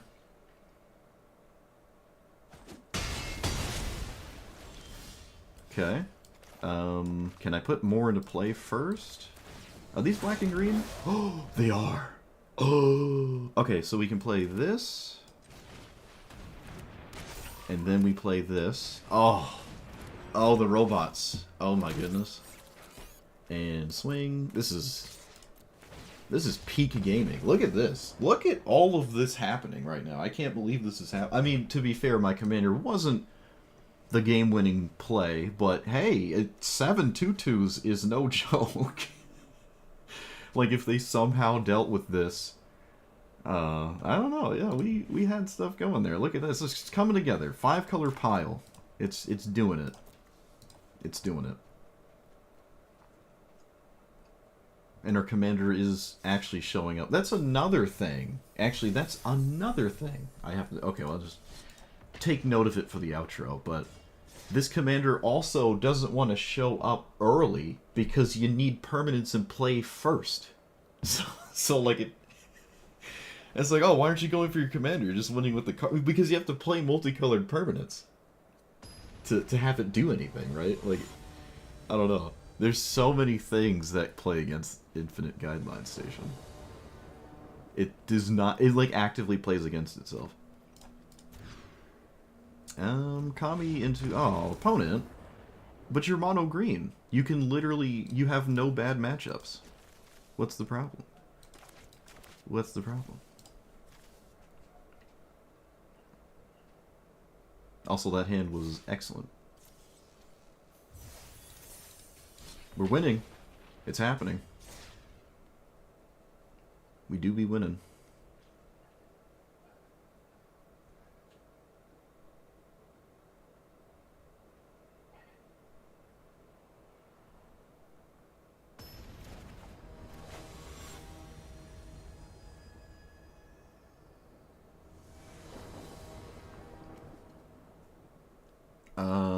not enough here. What about here? This might make the cut? Sure. Okay. I mean, sure. So, untapped, swing, mill.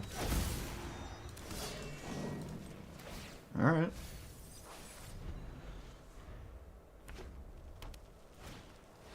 Eidolon? What the?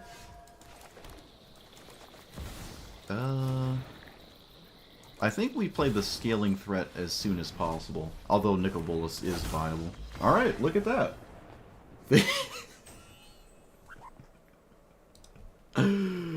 Look at that. Oh my goodness. Alright, I can't imagine this did that. Did it really do anything? It made it so I didn't have to crack my fetch land, but it didn't fundamentally do anything, right? It does mean I have a red permanent if the cat dies, and then, like, this starts to 0, so that would be something. Eidolon in Clive is nuts. In fact, this might have been the first time ever that I've seen a Clive deck that wasn't just Mana Rock City into big devotion stuff. This might actually be the only other person other than me running some aggressive line, which is crazy that they still just gave up. I feel like I guess we just did too much. All right. Yeah, we literally never doubted this. At no point did I have any doubt that this was happening. All right.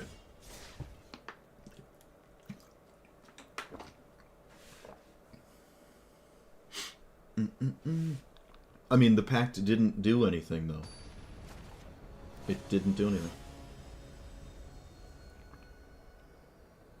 Like, look at the game that was played. Again, this is the Pitfall logic. Pact did nothing that game. Or, excuse me, Leyline of the Guild Pact did nothing that game. Like, literally didn't do anything. Except make me not fetch with my fetch land. Which I could have done anyways. Okay, that hand's not looking great. I don't have white mana. Oh, I don't have white mana. Oh.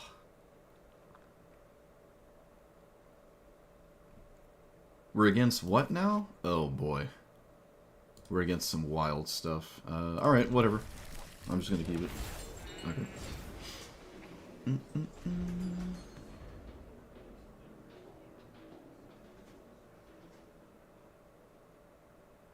It was going to do something, but it didn't do anything by the time it mattered. I can't play anything, right? So, tapped.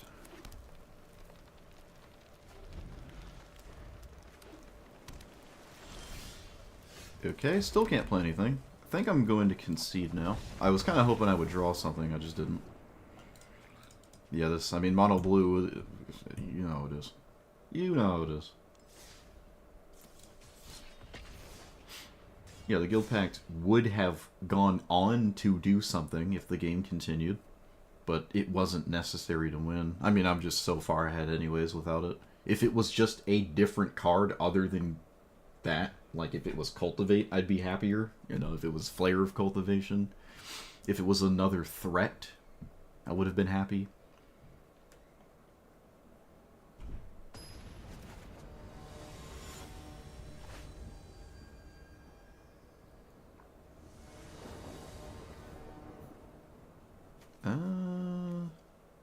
Oh, Aragorn looking kind of ugly.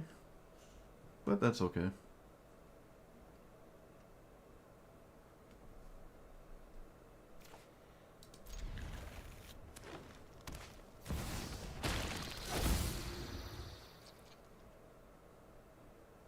You really have Flare turn? Come on. That's ridiculous. Well, they have their best card. Like, literally the best card in Grist, turn 1. That's not ideal.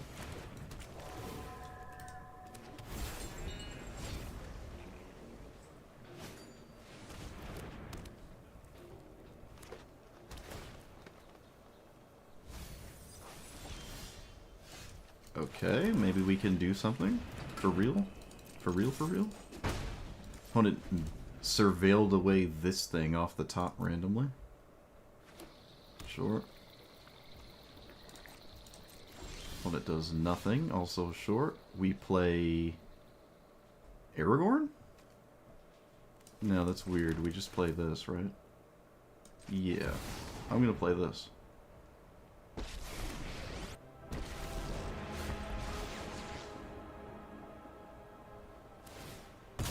That's what we're gonna do.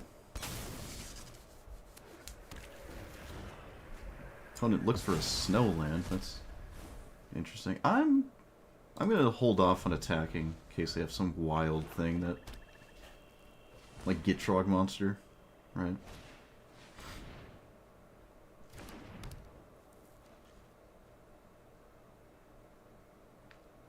So far, the follow-up hasn't been gross with the flare.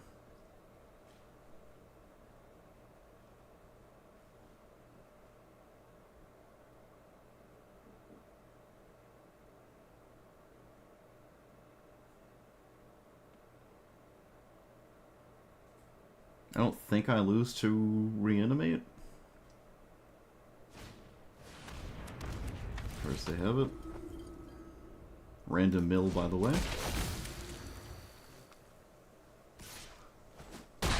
Okay, yep, you got it. Just randomly have everything.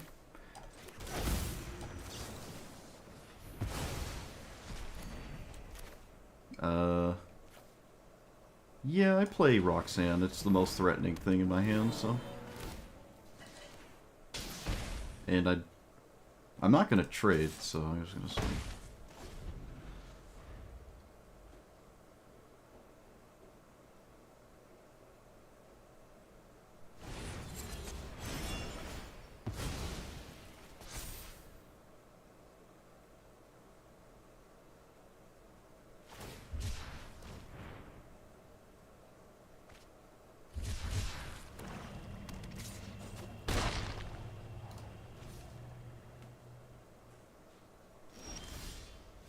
Oh, that's perfect.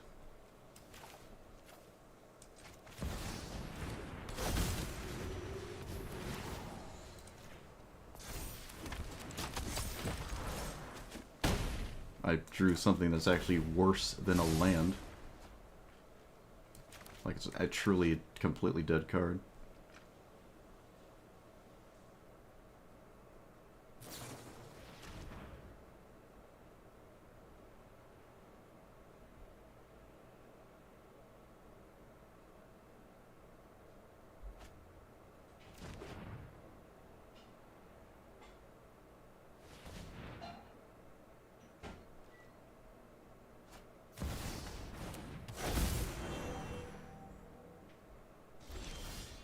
Grist has... Can I play this first? 1, 2, 3... I cannot? Because of the colors? Yeah, I just can't. Because the double colorless doesn't benefit me. Alright. Play... Put that here. Scry away that. Nicol Bolas has text on it. Better than a random draw. Okay, now we can play this because of the Elder.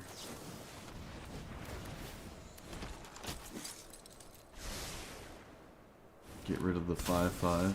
Okay, are we turning it around here? We can station with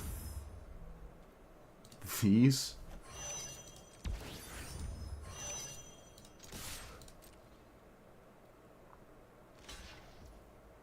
Sure.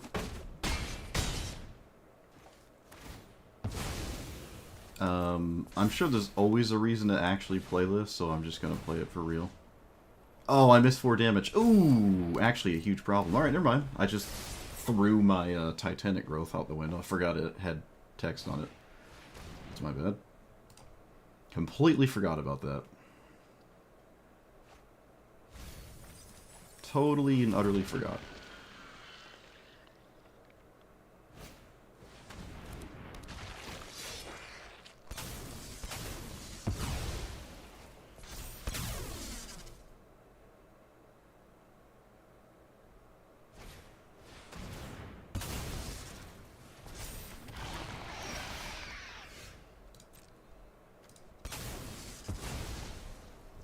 Sheoldred is nuts. Of course, my opponent plays against someone with tokens right when they play Shield Druid, but no surprise there, I guess. We did it. We beat the turn 1 flare, grist, reanimate the 4/4 nonsense thing. We actually did it. It was not looking good, but we turned it around. They also got around my blocker with this thing and killed my Nicol Bolas. It was really not looking good. And I missed 4 damage, but fortunately that didn't cost us. So they block here. Are they dead? They're actually just dead. Yeah, they're dead because they take 3 damage. No, they're at 10. They block here, they take 1, 2, 3, 4, 5, 6, 7, 8. They only take 8. Can I crew? Is that, what is it? Is that 2 already? It'd be, needs 10? 5? 1, 9. Swing, 7. Okay, so 5, 6, 7, 8, 9. I need 10. 1, 2, 3, 4.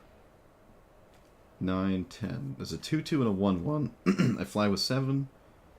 And they take 8. So it's 8 either way. It's 8 either... Oh, wait a minute. We have 4 here we can crew with.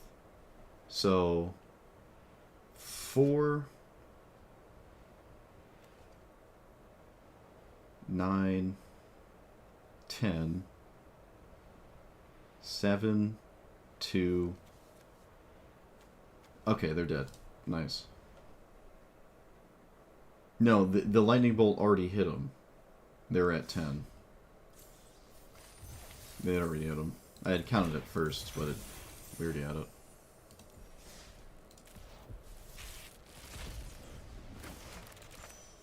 Oh! Oh! Hey! We take that. Nice. I got a mythic random.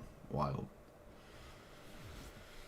Mythic of my choice. I want Jellyfish, man. That's what I want. All those jelly glory.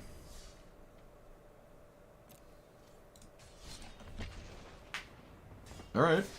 So, the one game we've lost so far was a... mana screw? Color screw? Against the... what was it? Mono blue?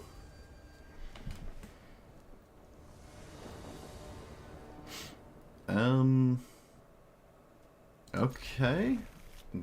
I could get a forest, but I can get red, green, red. Well, no. Green, blue, green. Yeah, green. I'm actually gonna get this because of Uro. I'm gonna get this.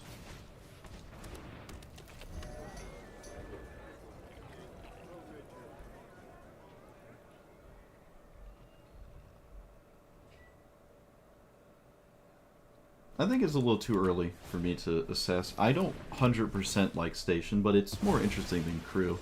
As your commander, it's like big oof, but you know that's fine. All right, we're gonna do red or white. Probably white. This can portable hole anything, right? Yeah, just hole whatever I'd play turn 1 anyways.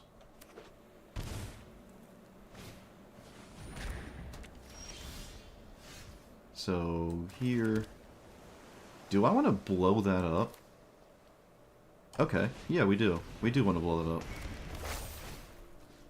I want my card back. This, the Light Halfling has value.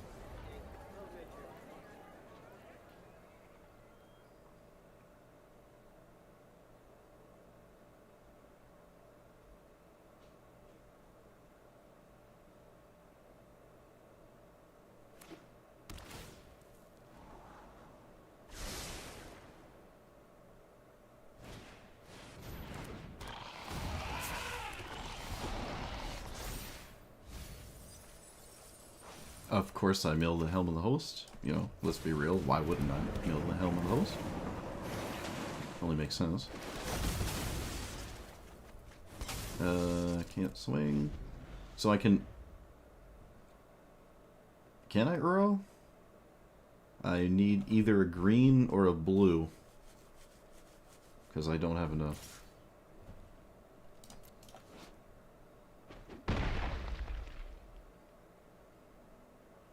I guess I can discard Godo. Oh, look, it's the best card in their deck. No way. It's literally the best card in this strategy. Unbelievable. Love to see it.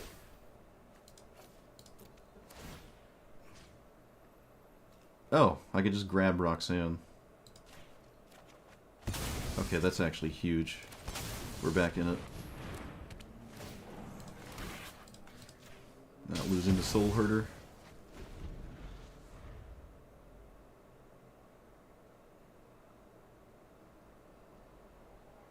Ureni has protection from white. That is something. That definitely is something.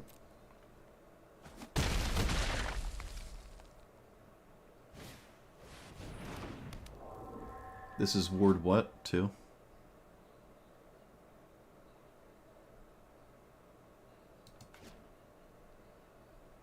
It's blue-white? Yeah, okay. Combat?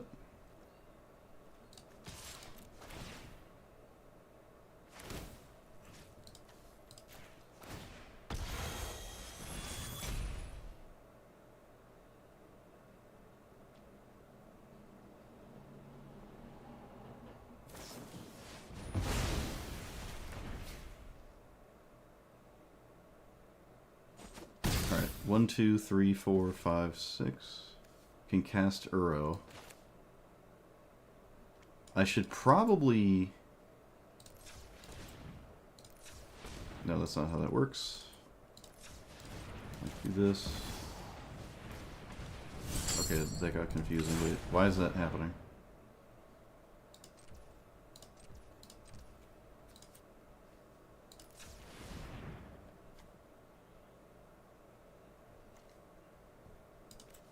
Green. Green. Okay, that's why that's happening. Because there's not enough green. Alright. I'm short-circuiting. You'll have to excuse me. Let's just get a land for Ureni. Let's do this. Let's do that. Get rid of the Godo combo. They put their commander in the command zone? What do you mean? Oh! Oh no, they did. Oh, that's kind of tragic. Oh no. Oh no. Oh no. Yeah, I didn't notice that. Alright, so we killed it anyways. I mean, they saved the other one, I guess, but still, yeah, that's obviously not ideal. To be fair, even if they didn't, it's only making a 3-3. Soul Herder is still the issue I would always rather have dealt with. Like, if this was in play right now, I don't think the 3-3s would be super crucial, but yeah, you would much prefer to have it in play than not. Although, you'd have to protect it again, because Roxanne is still in play. So they would have to do it again, but in this exact spot, they would have actually had another 3-3, which could matter. We'll find out. That could actually matter. Let's go find anything at all. This thing. Alright, so Ureni is counterable, right? You can still counter it? Can I cast it, even? Oh, I can. Okay. Okay. Sure. Just play that as a land. Oh, I can play Expropriate, too. Swing. Stop the 3-3 madness. I don't straight up win with this, but it's, like, super close. Most people just concede when you cast it, so...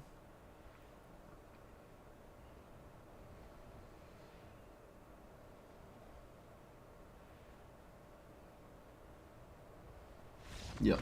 Most people just concede when you cast it.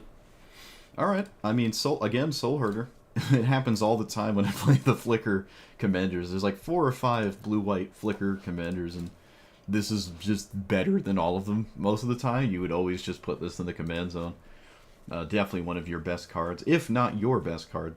Very scary. But yeah, that was... Obviously, quite a significant mistake. But if it was in play, I still had Roxanne. It would die to a 3-3, but that's fine, right? That's fine. I'm still just winning by a ton. Yeah, I don't think that cost my opponent the game. Definitely a mistake, though. Definitely a mistake.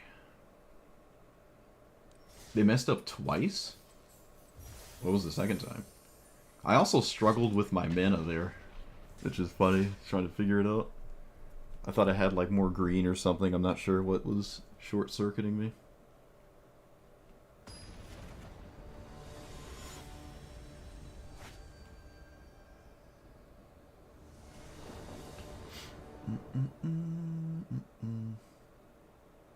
All of this is viable. I feel the more time goes on, that maybe Ureni is not that enticing as an 8-drop. I might want to find something that's actually scary.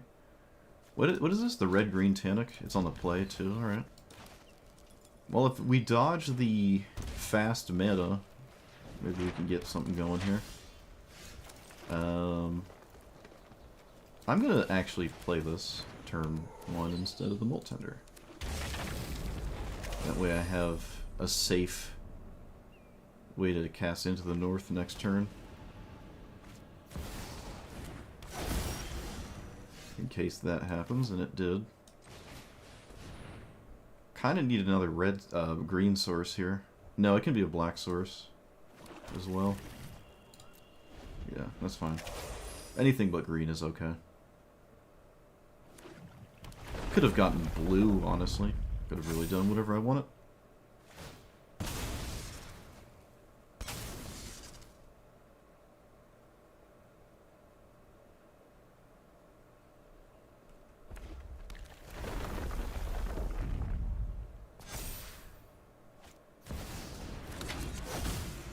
Okay, well, guess we're just playing against Bristly Bill again.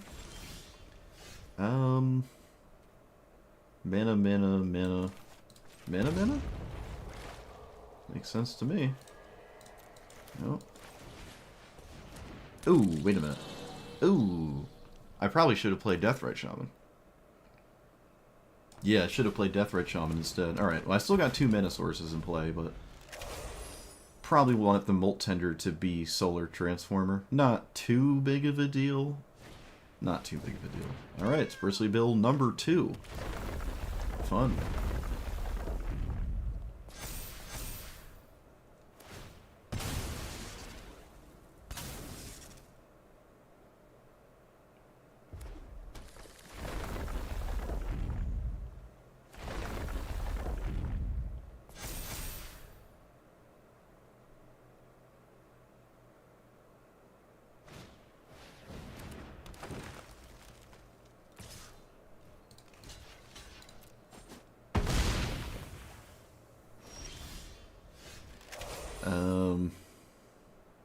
I am losing. That's a certainty here. Not sure there is really anything I can do, actually. I can pretend like something matters. Okay, I'm over it. Double Bristly Bill. Enjoy. Nice commander. Too much.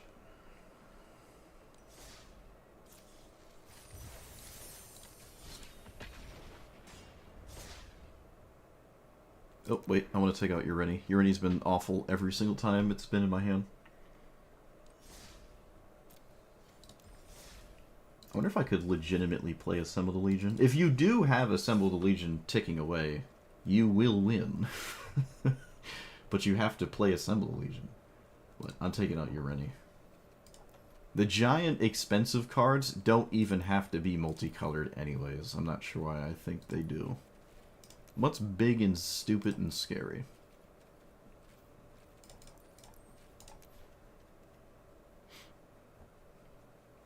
I don't really care about sweepers. We do have a very crucial mana dork situation. Oh, there's a Tali. Does a Tali flip into a... Yeah, a Tali might just be better. A Tali has an immense amount of scary flips in my deck. So that's Interesting. Ruby? Yeah, Ruby's another one, right? Ruby's okay, and I don't know if I've actually ever played it. Wait. Do I not own it? Wait a minute. Oh, there it is. This might be okay. It is a multicolored ramp spell that sits in play. It's kind of interesting. It only gets +2/+2 when it attacks. So you can't station with it?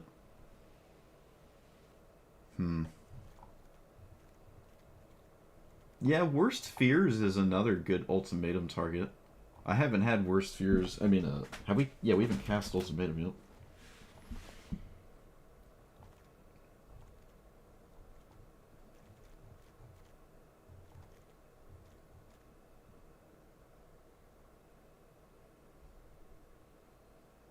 Yeah, I think we're not going to run Ruby yet.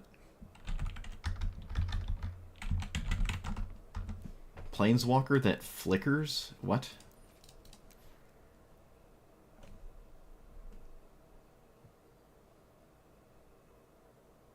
Eternal Wanderer? No, I don't think I want that. Why would I want that? Why would I want to flicker my permanents? Exile target artifact or creature. Okay. No.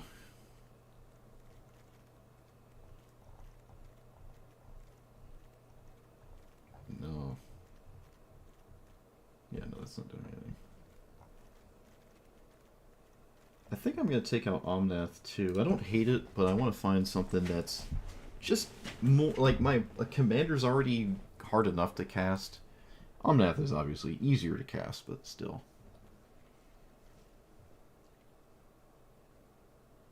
Yeah, I can blink my robots for more robots. Or my spaceship for more robots.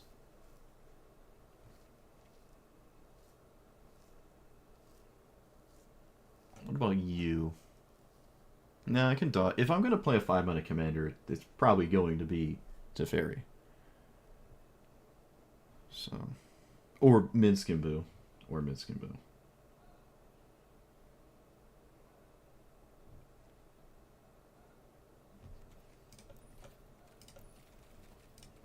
Alright, what are the good mythics in the game?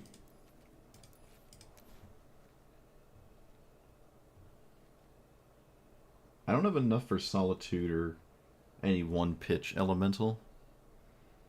Leyline Binding is interesting. You can just play a cheaper removal spell, though. I don't really need that.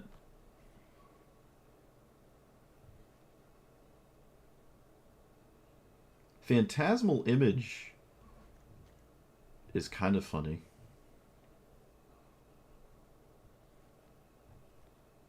I still don't think I have enough for Urza to make sense here.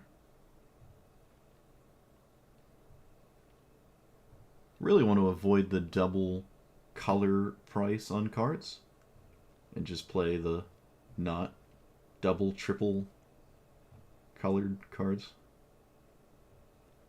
Or mana cost cards, I mean. What about Pock? What's Pock doing? Infinite fetch lands.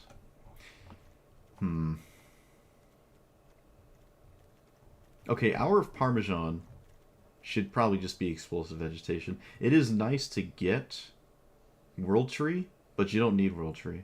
You could just explosives for a turn, like a 1 less mana, and get the colors anyways. And World Tree was like, you could just get the colors you need with explosive. I think I want Pock. It's hard to not play that card. So it's just easy to cast too. Like, this is not free to cast. I can't just consistently cast this on turn 2. So I'm not really super big on it.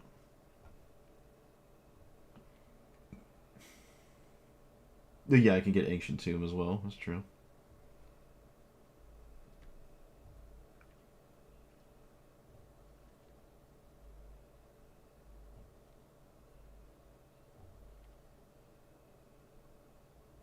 Man, I want to play a Assemble Legion so bad. Wait, what about this? It's red and white, and then it makes red and white tokens. Okay, in all fairness, we haven't actually struggled with having a count of robots whenever we actually cast the station, so... Expedition map?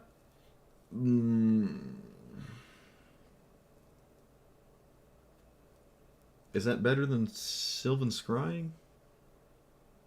Is that even... Is that what I want to do? I think I would play Wayfarer's Bauble instead, right? Isn't that the same amount of mana, except it's colored? I was thinking the 5 minutes of Fairy.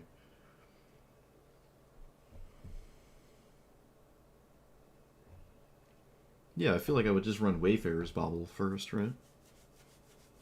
Like you invest 3 mana to grab Ancient Tomb. You could just invest 3 mana to play a land. And it doesn't even count as your land drop. So I think the Wayfarer's Bauble is actually just better.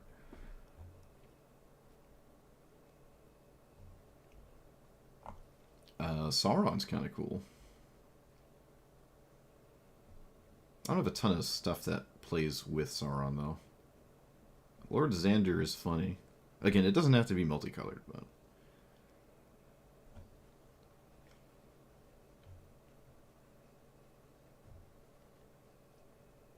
still don't like Chrome Mox or Mox Amber. The One Ring is funny, so is this. Nah.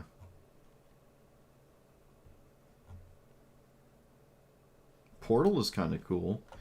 No, I think really what I should do is just find some kind of mana ramp spell. Key to the Archive might be interesting. What do we have for more ramp spells?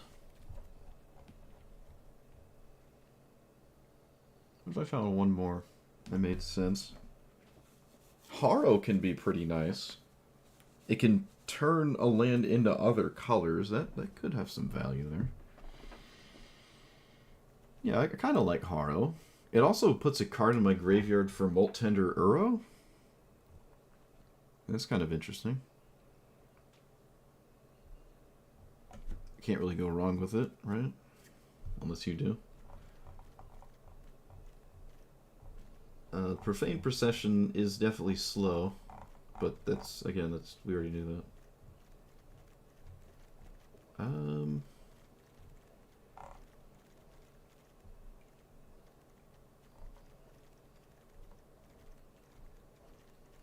I could play instead of... Actually, you know, the more time goes on, the less I feel good about Grenzo. Could be something just... Like, the top-end stuff hasn't been the issue. I don't think Grenzo really changes that.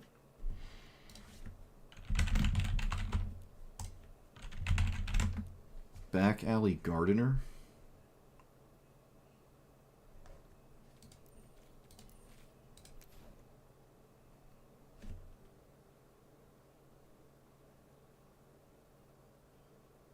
You just keep getting lands. Whenever one or more other creatures enter, you control enter. Just put lands into play. Well, that's just completely disgusting. Oh man, I'd have to burn my mythic. Oh man. How have I never seen anyone play this? That's weird. Is it better than... It's only once each turn. Well, obviously it's once each turn. If it wasn't once each turn, it would break. It would just be like Scute Swarm. You would just instantly win. So, of course it's once per turn. I feel like this is actually really good. Oh, the casting cost. Well, that's not too bad. That's not too bad. I don't know. The problem, if I do make this, I don't know where else I could play it. Just like as a mythic to craft, I'm not sure. But this is something to keep note of. This is another card that I gotta remember. Because that's actually just pretty solid. That is actually pretty solid. I have not once seen a human being put this into play on the opponent's side of the board. That is wild. But yeah, I'm not sold I want to burn a mythic on it. But that actually is pretty good. Potentially. I mean, it is... It's not like a 1 or 2 drop. You do have to play cards after it, but that's something we kind of do, right? Yeah, we kind of do that, so that's okay. It could be just a mana rock. Still, I mean, I kind of have all the ones I want from the 2 mana slot. It's probably okay to put a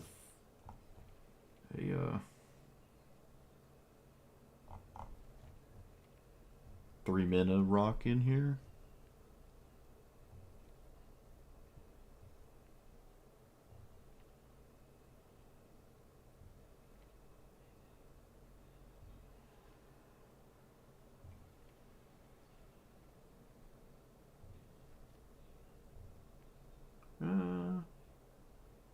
House Meld? Oh, yeah, yeah. Unable to scream as well. Let's say Witness Protection. I think yeah, because we still definitely want to dodge double blue. I think we could run Witness Protection first, as much as, you know, Health Meld is absolutely egregious and gross. Yeah, let's just play this one first. Wait, what's Scream do? I should probably read this one first. How does it Scream actually read? Alright, it's the same thing, except it's a 0-2 instead of a 1-1, so I would probably prefer this one. Heliod's Punishment is another really good one. But let's stick with that for now. Alright, let's get back to playing games.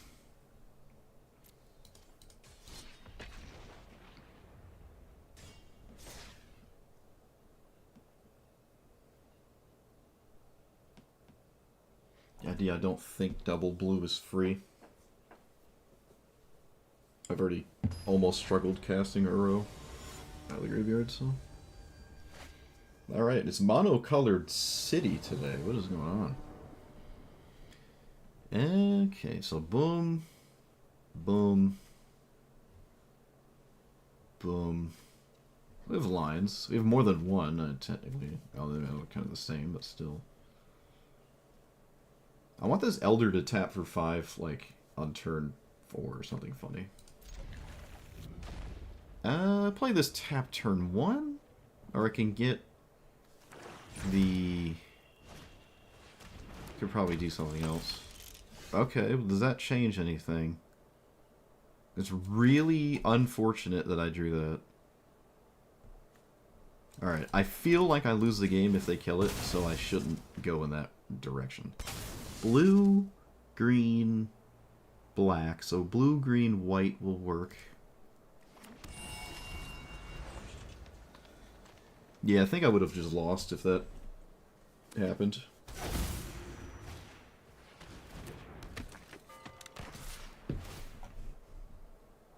But if it panned out and they couldn't swing with their commander, then we're obviously happy. Yeah, this is definitely a play versus draw. I mean, I'll cast it this turn now. Yeah. It's definitely a play versus draw. Being extremely crucial. The heck does that do? Oh. A mono black active treason. Of course. Why not?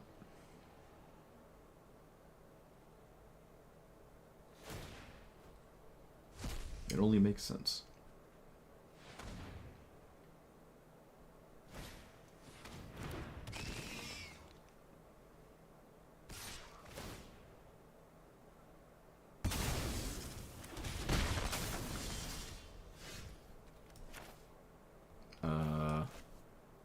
I can afford to play this turn, so sure.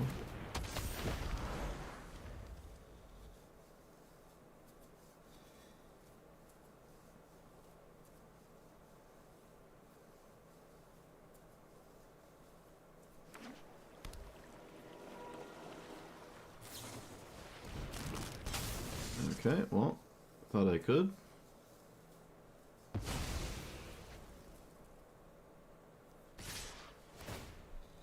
We'll be able to play eventually, I promise.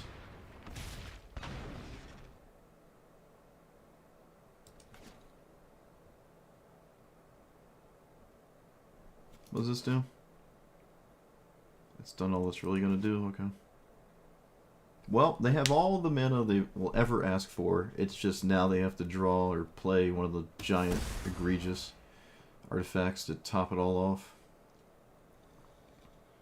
I can get a mountain? No, it has to be a green source. So, what is that green source? Let's get an island. Yep. And then get red-green. Yeah, that would make the most sense here.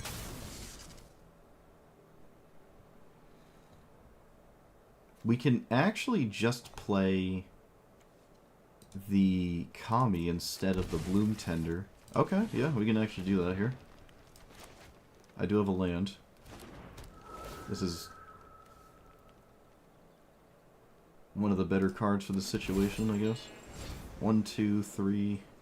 So I need a land for Kama, which wouldn't inherently do that much for me, but it's something I can probably do. I don't know. We'll see.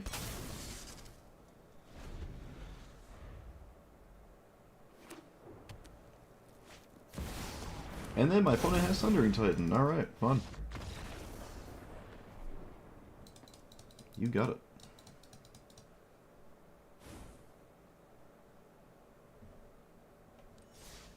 Play versus draw. Has the payoff with all the artifact mana. Because of course I do. Alright, well. That's one of the best commanders in the game if you draw like that and are always on the play. I will say that. I'll say that much.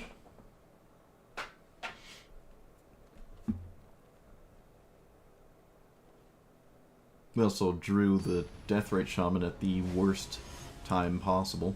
Like just... Oh wait, no, we drew the, not the Shaman, it was the other thing. I don't know. If I played Shaman turn 1, maybe we could actually play the game. But I didn't. It's Tanic again. Last time... Actually, the last 2 or 3 times I played against this, Tanic hasn't mattered. They're all gonna play with the best thing in the universe. That's not great. I do not have blue mana to put this on anything. Definitely not ideal.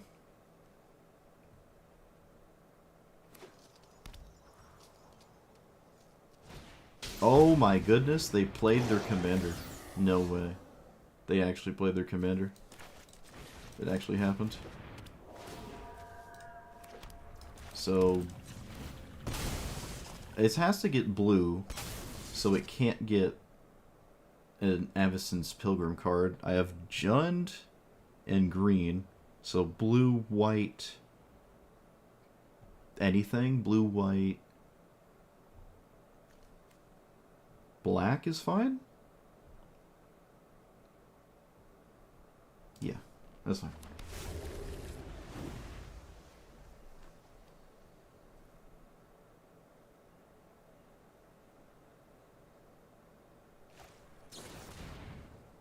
Huh. Okay. They must have just drawn that? I don't know. Yeah, they must have just drawn it.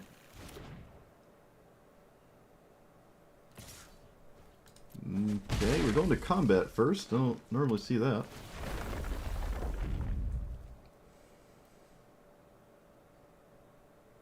So a land would be phenomenal. Didn't get it.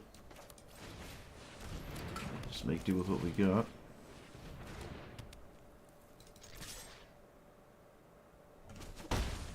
Could have just not swung. I don't know how much it matters.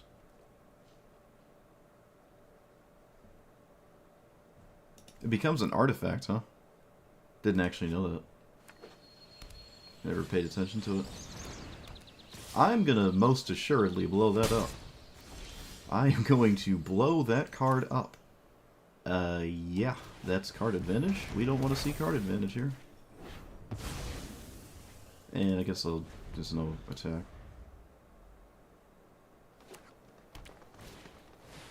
Alright, more potential card advantage. It's a coin flip thing, but, you know how coin flips go for me, so.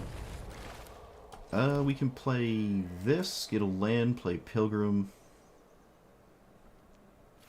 I don't know, double Aragorn's doing anything. Yeah, we just want to do this.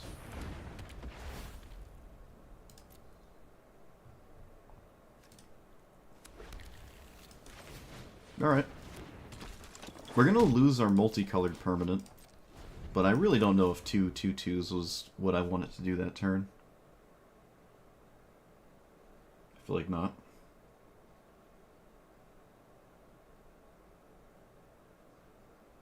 Well, they need something to go with the Mirror March.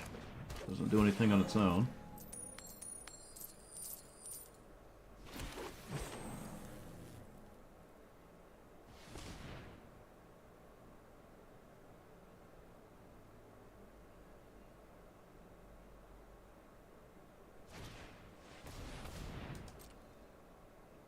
That is not currently castable. Alright, we didn't instantly lose. That's pretty cool.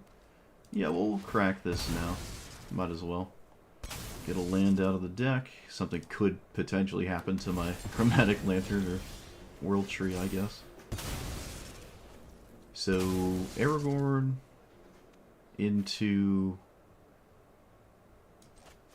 not really that much. I can sort of still just crew the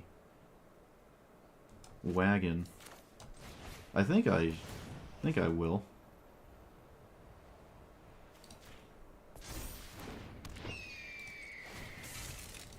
I don't know why I wouldn't. And then combat. They get their commander back, but they get their commander back, which is a 5-minute investment, right? To do that, it's a 5-minute investment. It is a legendary. It doesn't work with this, so.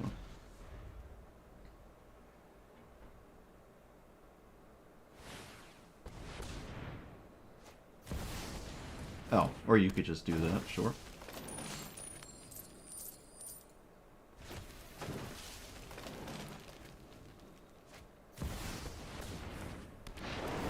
Okay.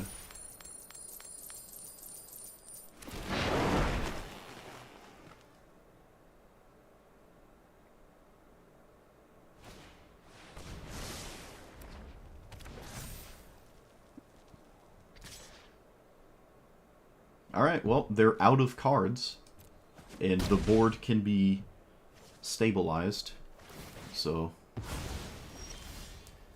if I play Helm of the Host and put it on Aragorn, I feel like that doesn't really do anything.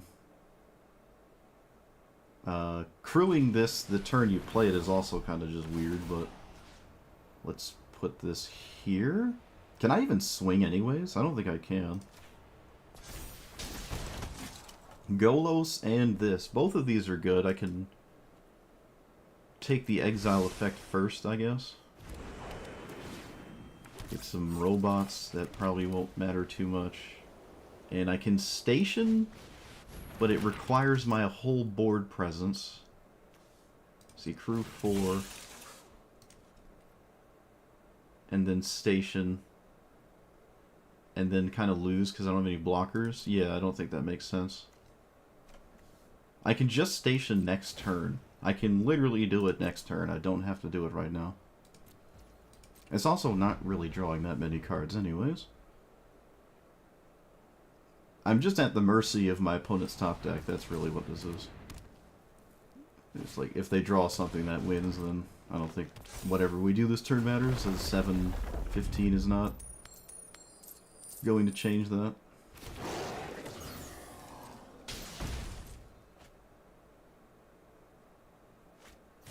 Alright, they just top-decked Mythweaver Pawk. Of course they did.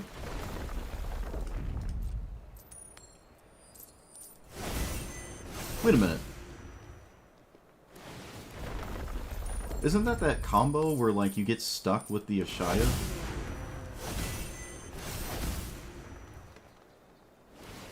But this doesn't... doesn't this force a draw?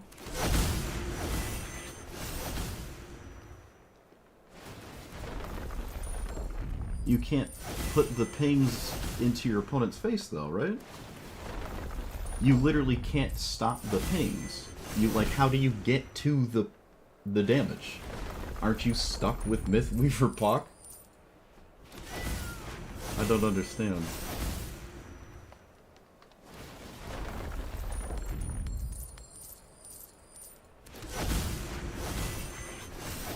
How do you stop it?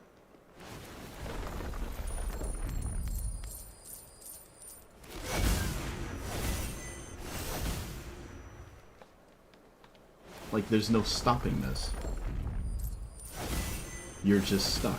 You're never gonna ping me.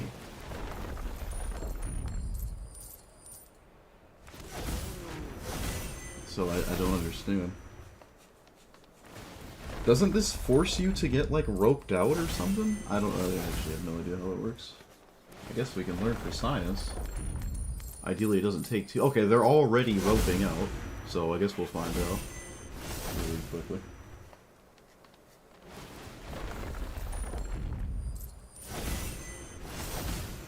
There's a chance that the rope forces you to auto-stop, and it doesn't clear the stack, which is jank and stupid, but that could be what's happening. Like, it only works because Magic Arena forces you to stop, and then it just clears the stack and you just take all the damage. Which I think would be very dumb. But we'll see. If it forces a draw, then that's weird. I probably wouldn't have went for it. I don't think they were behind. If anything, I think they were actually quite ahead, so... It's a little weird to do, but alright. Maybe they didn't know? I don't know. They're clicking fast enough to make me feel like they know what they're doing. So, let's find out.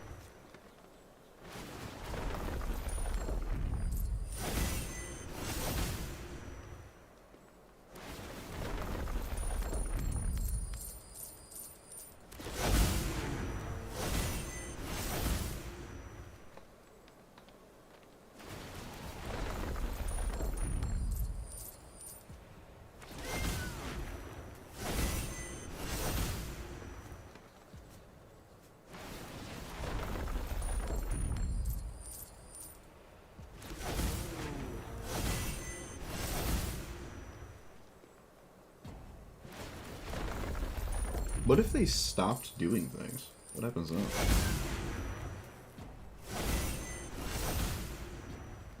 Probably the same thing, right? No, yeah, they just stopped clicking. Would it just, like, the same way?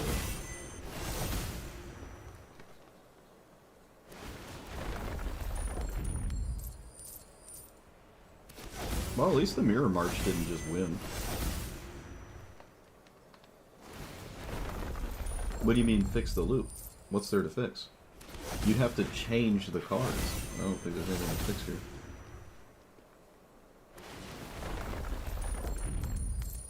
That's just how the cards work with each other. You'd have to, like, change the text on POC or make the game recognize specifically these two cards on the stack together or something.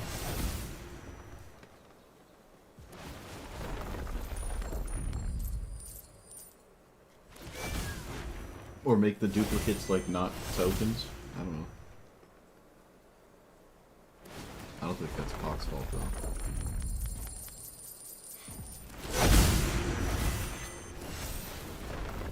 Alright, let's find out.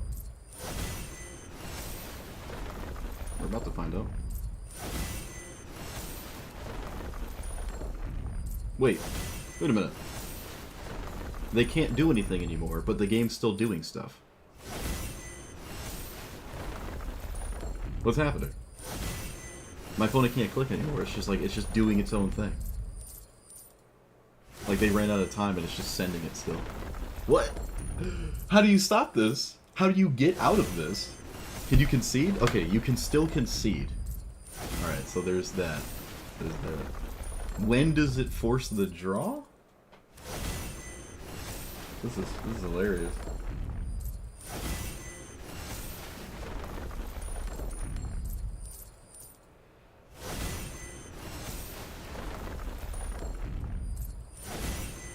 I mean, the stack gets stuck at 250, doesn't it?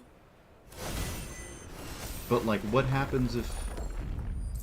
It's not like Hearthstone. I don't think I can close the game out and reopen it. I don't think it lets you do that.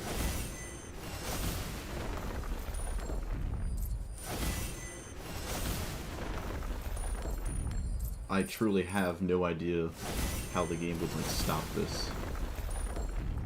Well, you said it was a draw, but, like, I don't know... When does it become a draw? Like, when?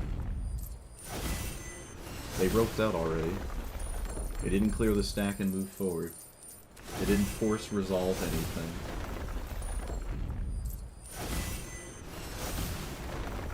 Just stick it out is not a time frame.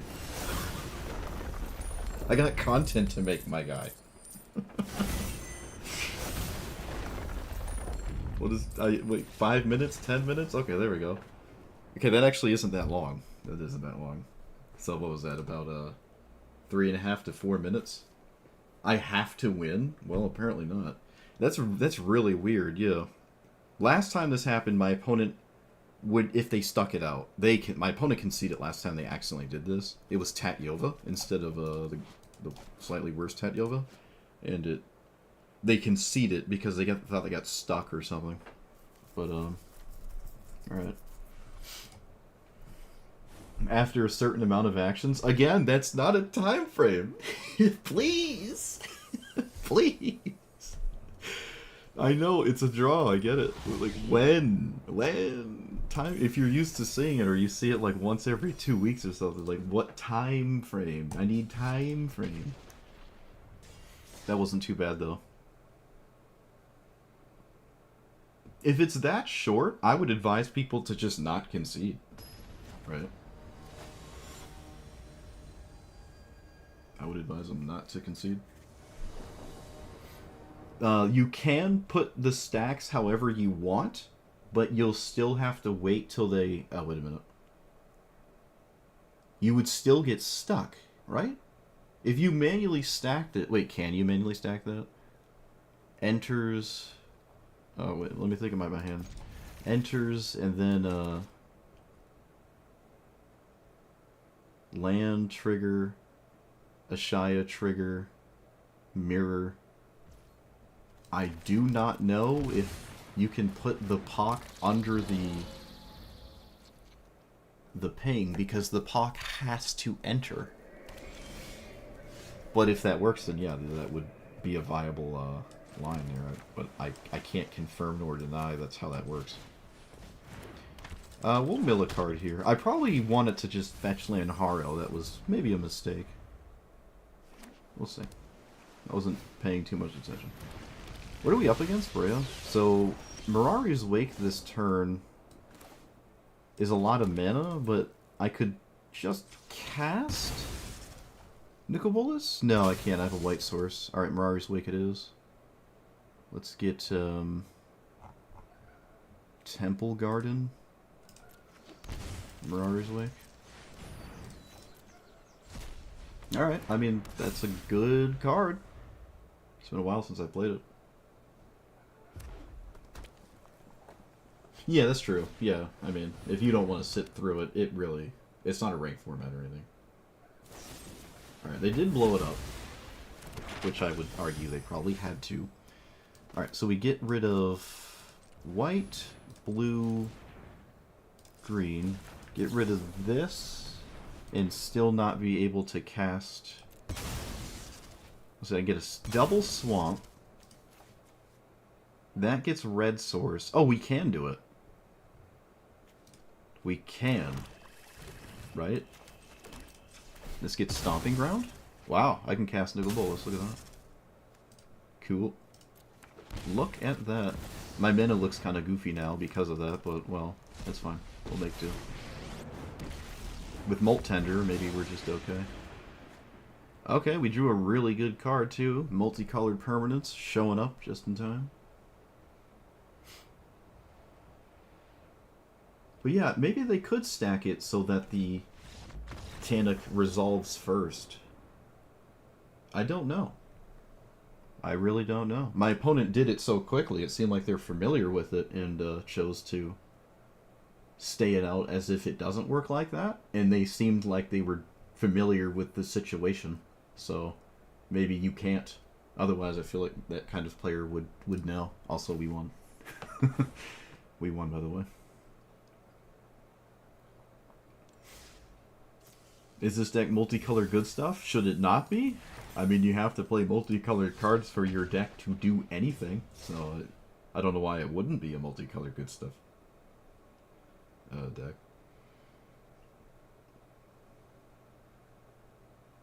You have to play multicolored cards. I wouldn't play multicolored bad stuff. Well, if I could help it. Oh wow, it's a Sauron. Alright. Haven't seen that in... No, actually, we saw one not too long ago. This has to make an untapped land. That's fine.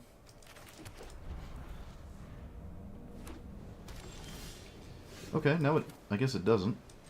Sure. Let's get Grixis. Triome.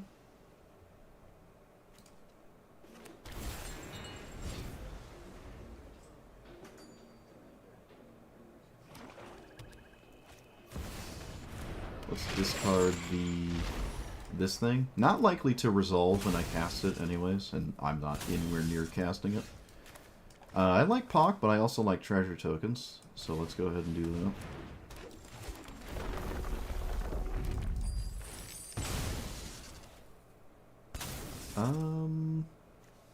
Stompies. I'm not going to cast the Psychic Frog. Yes, I am. What am I talking about? Of course I am. Am I crazy?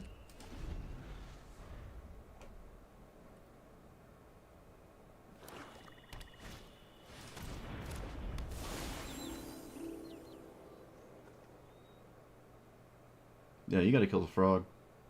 You know, you gotta kill the frog. Wow. Okay, that's the last of the 3 I would have killed. It's not even close. I don't have to eat... Yeah, I don't have to eat anything. We can start here.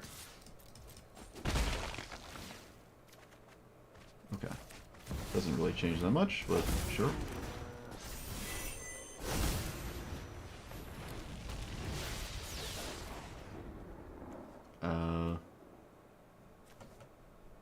Yep, nope, just pass.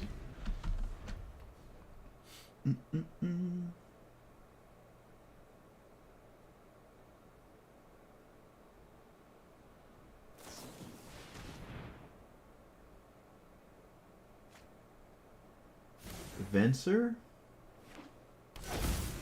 Just bounce the commander over and over? Sure, I guess. I mean, that is probably more reliable than ever trying to station it, I'll give you that. Because that's definitely not going to happen. Okay, so same situation. Actually, I can push more damage. Play that first. I will not cast my commander till after combat.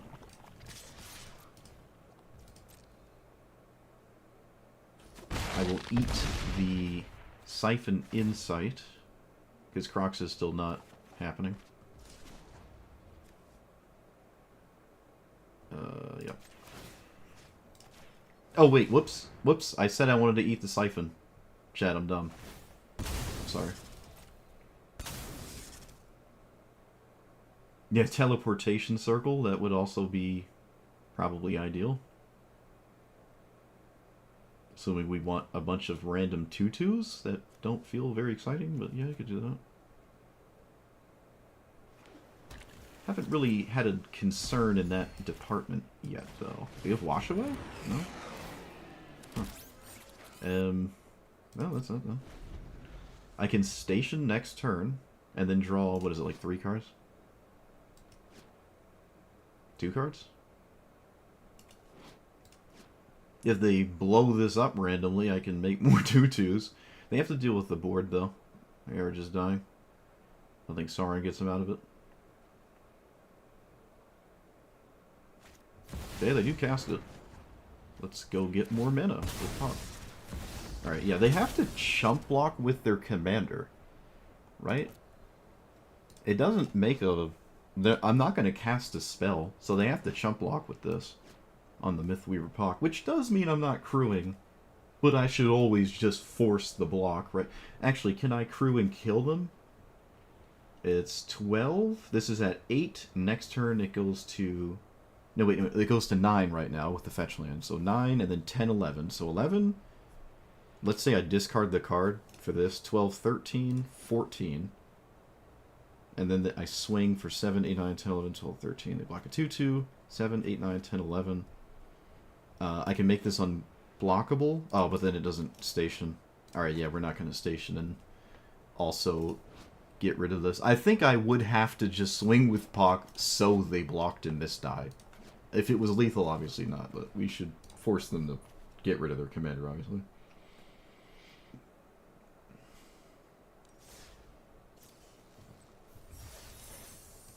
Alright, let's look at these magical flicker cards that would have not mattered in any given game yet. I mean, the blue Venser's funny. So, I mean, that's what you're talking... Isn't that the only Venser we have? Yeah. It's double blue. I would much rather play House Meld. But this also does target other things. It is funny. Yeah, Teleportation Circle feels a bit more ideal. And then, what's that? How do you spell Nahiri? Oh, who knows? We'll never know. I have to know. Nahiri?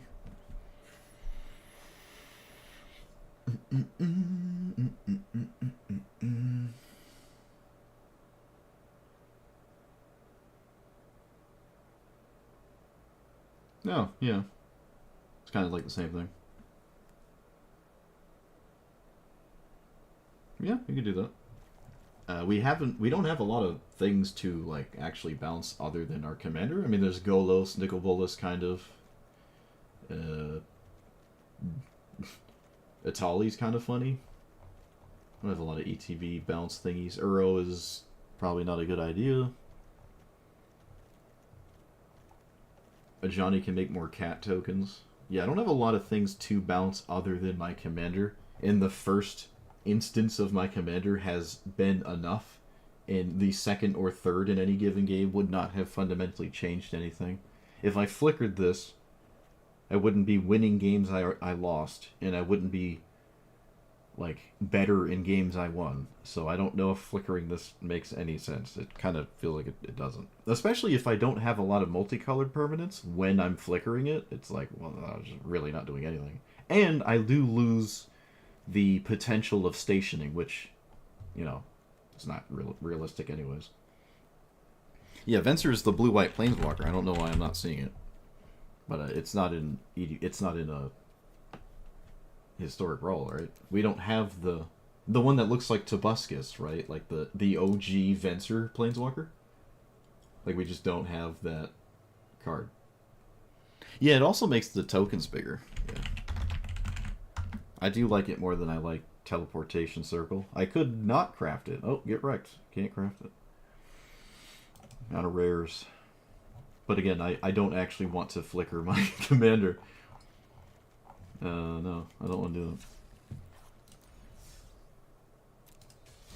that. I don't know why I want more 2/2s. They haven't mattered. I'm either already winning or losing and going to lose anyways. If the 2/2s didn't come in tapped, I feel a lot better about that.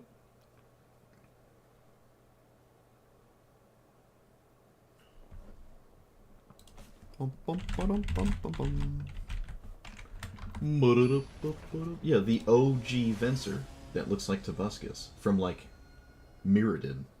That's not in Magic Arena. That's just not in Magic Arena. I also, again, would just not play that card in this deck. Ooh, this is super slow on the draw against Syphus, so that's not probably a good idea. Alright, this is a little bit better. This is a wee bit better. Amulet? Probably play Spelunking first. I don't really care about Amulet.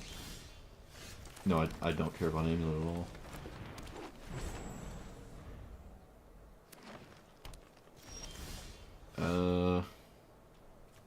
Well, I'm going to cast this and get the Mardu Triome.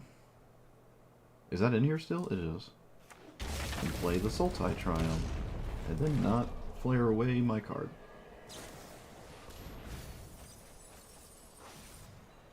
Why do we want untapped lands? That keeps getting recommended to me. Why do we... it's you have to commit a card just so your other cards are slightly better. I'm not struggling with my mana curve. Like, I can play 10 tap lands because we're green. If I wasn't green, then you'd have my attention. Or I would go the way of Mana Rocks or something.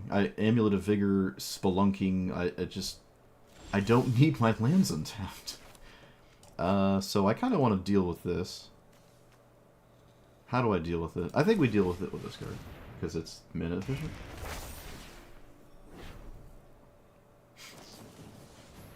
Oh, by all means. Yep, you got it. I'm still gonna keep the elf in play. Okay, they played Icestill Explorer, sure.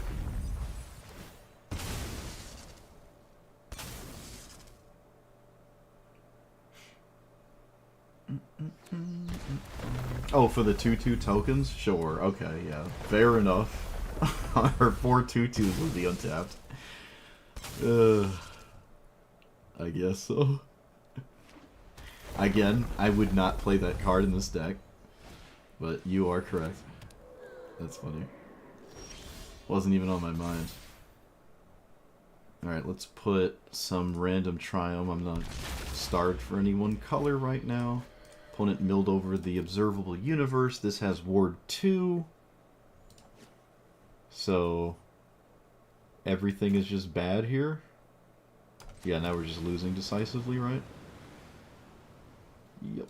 So I can play this if I get blue, red, black... Nope. Red, green, blue, black, white. I can cast it. I don't know what it's doing, but I can cast it. So I guess I'll do that. That's what we came here to do. Burgeoning has really let me down. Kinda sad. Let's station here. Now we can just get rid of the elf.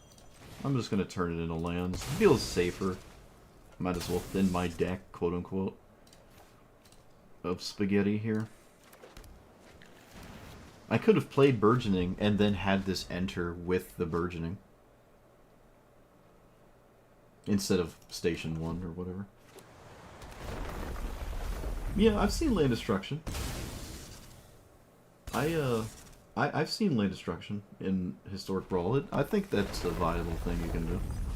It's pretty, like, balancy, spearheady, like you're kind of balancing on a knife's edge. Well, it looks like green showing its ugly head again. Tragic. No, Burgeoning is one of the best cards in the game. I just haven't had it happen. The same with Dark Ritual and Mana Drain. It's just like, it's insane when it's doing its thing. Otherwise, it's like, eh. I just haven't had a game. I mean, the first game I played with this, it won the game on its own. Just gotten unlucky with it.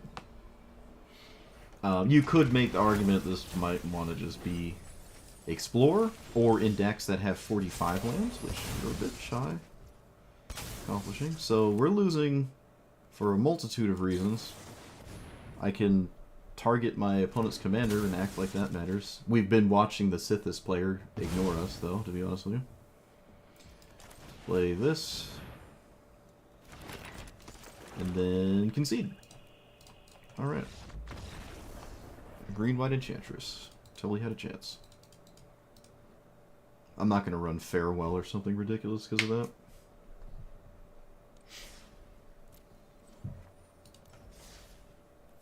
I think it's perfectly fine. I think it's perfectly fine to keep Burgeoning in this deck. However, I'm emotionally upset that it's let me down every time, so I'm going to take it out right now.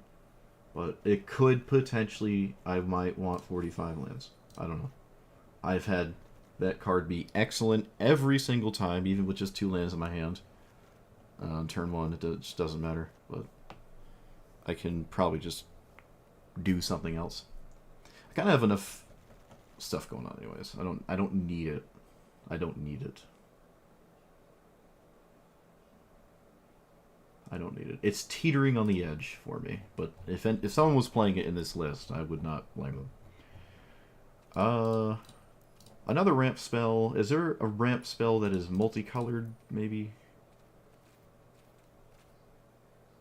It doesn't. That was kind of the first game my commander felt lackluster in a game where it was something to do. But we would have lost anyways, because it's just green, white, enchantress, and I don't think it would have mattered.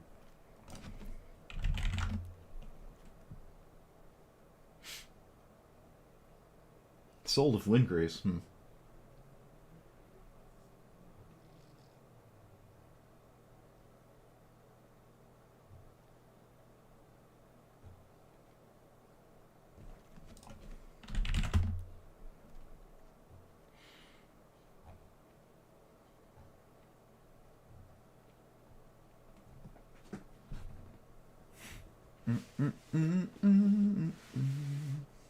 Yeah, I normally use add as the word.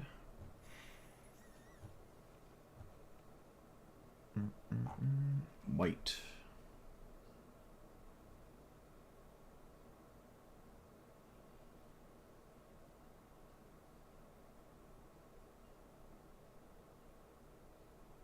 I don't really like sacking my own creatures, actually.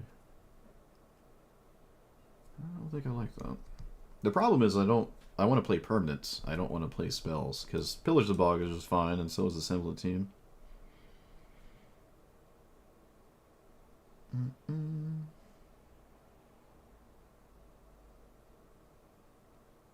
Oh, it doesn't add additional if you do like that?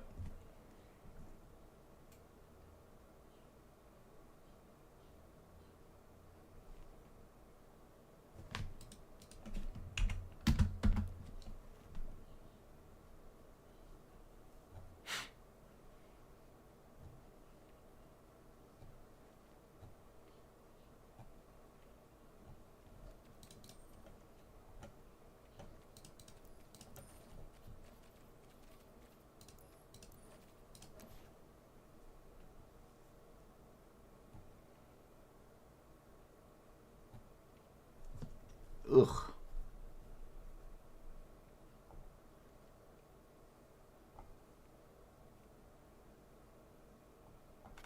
Well, there goes that.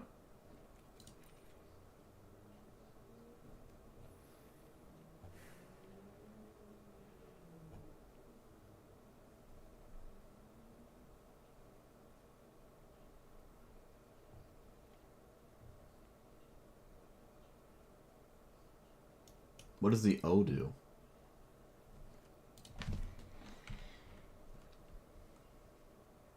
Oh, just like minus.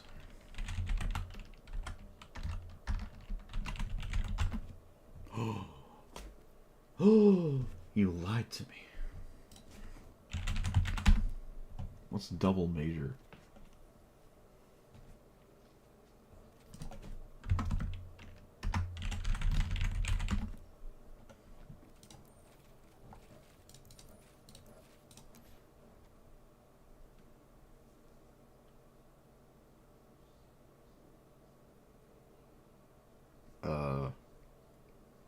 You just play Spark Double instead.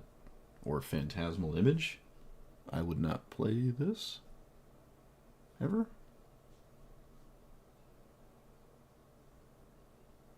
After quotes, they don't work. Rip. Always something. Always something. I mean, there's a boatload of things I could play. I could play Seek New Knowledge.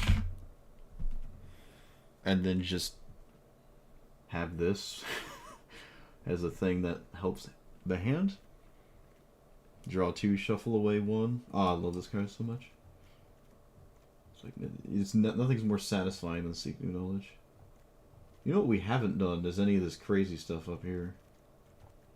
Kama has felt kind of extremely underwhelming.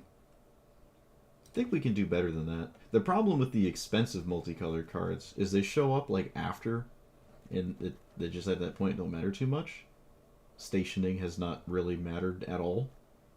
Which, I mean, I kind of said that at the beginning, and it's Still holds true. Yeah, I kind of think this is okay. It is blue, though. It's kind of weird. If it was green, I don't know. Maybe it's fine.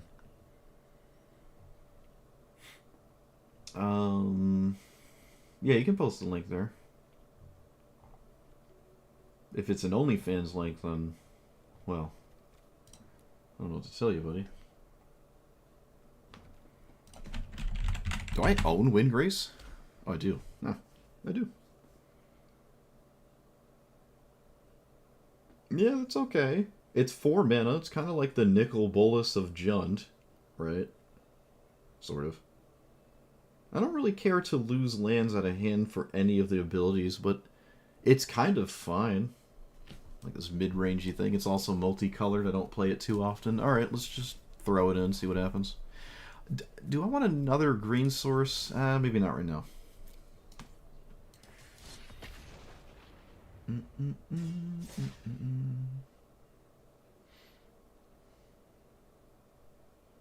Yeah, you can post the link.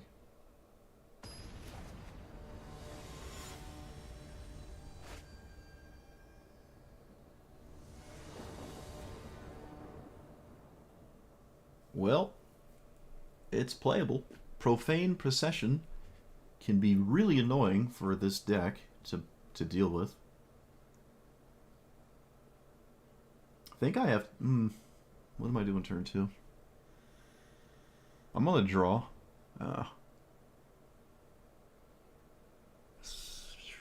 Alright. Let's see what happens.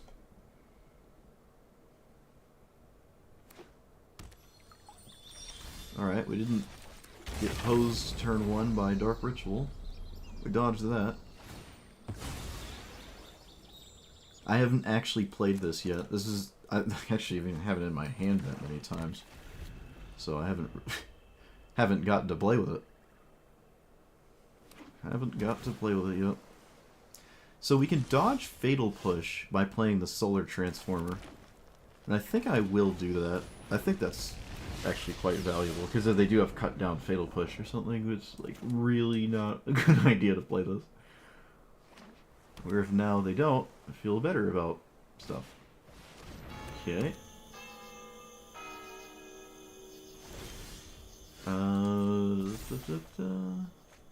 Play you. Sack the forest. Can play Crucius. Can play black and red. Can sort of do whatever I want. Yeah, we'll play Crucius and get rid of the Grazer. Wait, can I play Crucius? Uh-oh. Okay, okay. So we get you. Actually, wait a minute. I like really should get this land specifically. And then turn the Grazer into a land? Right? Lesser? Yeah, because we do want to land. Does it have ward or anything? No. Yeah, Profane Procession can irritate my opponent's commander quite substantially. It is a funny card like that. It do be profaning and processioning. I'm going to go to combat before I do further things. I don't know if I'm winning. It's hard to tell. Counter spells are still pretty bad, but they're not interact with Crucius, and Crucius is very scary. So yeah, Ajani is just something a lot of people are scared of. So they might just counter it. Nope. Must be removal? Oh. Wait, what? Okay. Yeah, no, by all means. Let's do this. Spend some energy. Play that. Turn the other land into spaghetti. Let's get you. Turn this into greater at this point. Could be kind of whatever. Sure. Alright, Profane Procession. Here it is. It does stop my opponent's commander.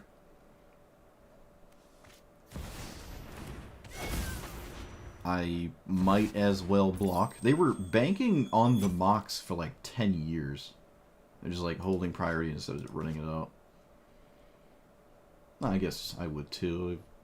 I'm just lazy with the Mox Amber. Are they going to blow this up? I mean, I guess that means it's good, right?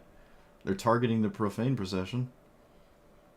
I guess that means it's good. Guess that means it's good.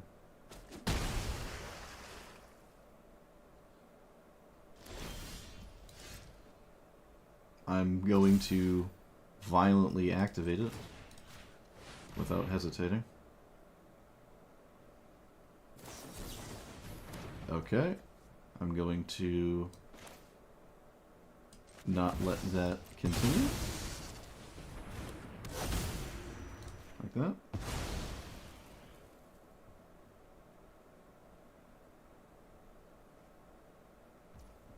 They left it under? That's crazy. Alright, there's no way I can block with Crucius.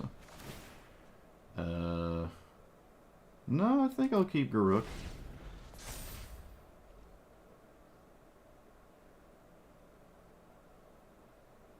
Maybe I did want to block with it, because I don't have any stuff to... Oh, you know what I could have done? I could have discarded Garruk. I forgot we have, like, game-winning 7s. Okay, maybe that was actually incorrect. Kind of forgot about that.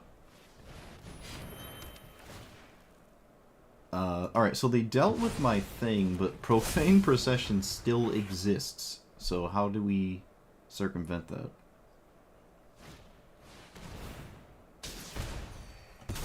How do we circumvent that? I can still just Profane Procession.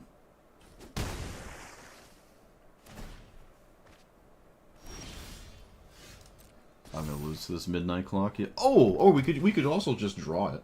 You know, we could just draw it. Oh, come on. You've got to be kidding me. Whatever. Alright, bro. Top deck Dissipate. You got it. Top deck Dissipate off their commander. So if I blocked... No, I couldn't have blocked. What am I talking about? They killed my creature. Alright, well, my bad. Can't play around the top deck random counterspell. I guess it's only fair, because if they didn't draw that, we would have just straight up won. Okay.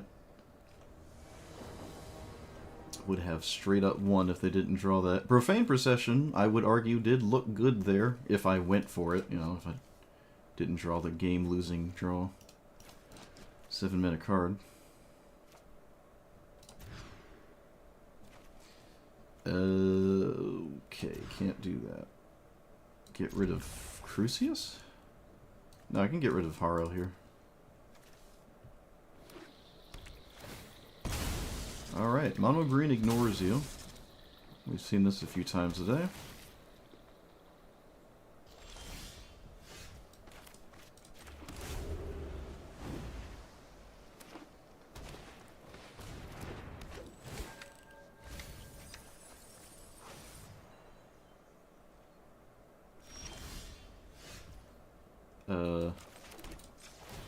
Blue-green.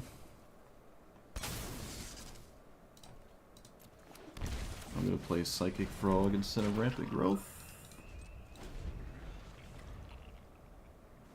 Yeah, we've drawn Profane like 4 times in a row.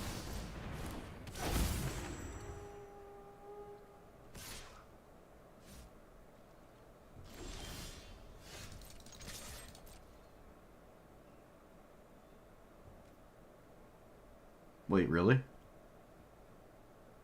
Yeah, I didn't think so.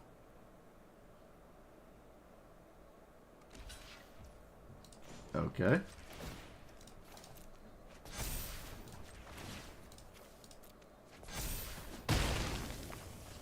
So, Rampant Growth or Crucius? I feel like it's... Wait, can I even cast Crucius? Black or red? Okay, I can. Turn the... Oh, no! I need it red. God. Alright, my bad. My bad. I thought this was the Grixis one. I threw.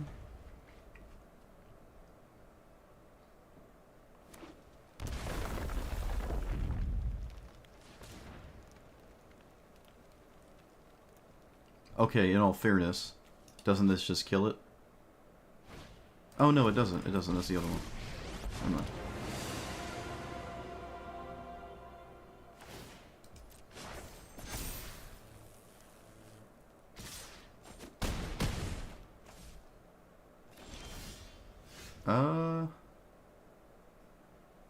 Okay, I threw again, huh? I did, yeah. Alright, fair enough. So, I can kill their card and then lose? It's literally mono green ignores you. I don't have anything I can do about this. Okie dokie. I'm just going to LARP as if anything matters. Because nothing I've done has mattered.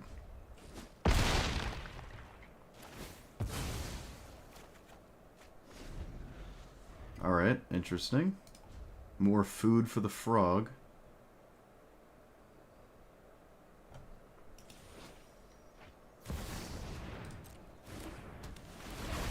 On the bright side, I kept my thing around.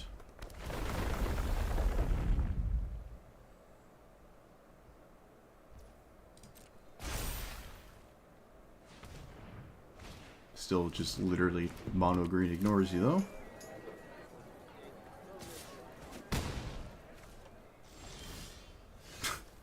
Okay. So I can get red, green, and then lose? Sure. Alright, mono green. Fun.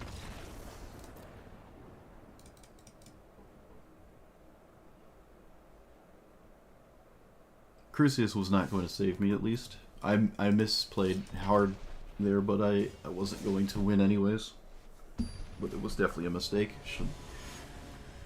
Should pay more attention to that. I just thought I had the Grixis Triumph in play. I mean, it kind of worked out that I didn't play it, but yeah, it wasn't going to save me either way. Technically had draws that would have mattered.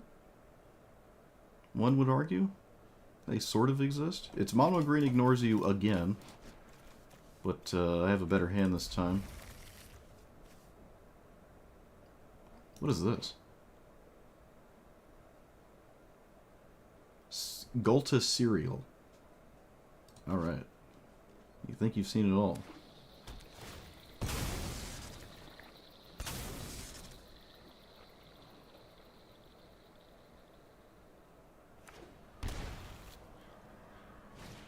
Ah yes, the on the play ignores you strategy. Love it. Well, I have it too, except I'm not on the play. Green, white? Green, black? Sure. Makes sense to me.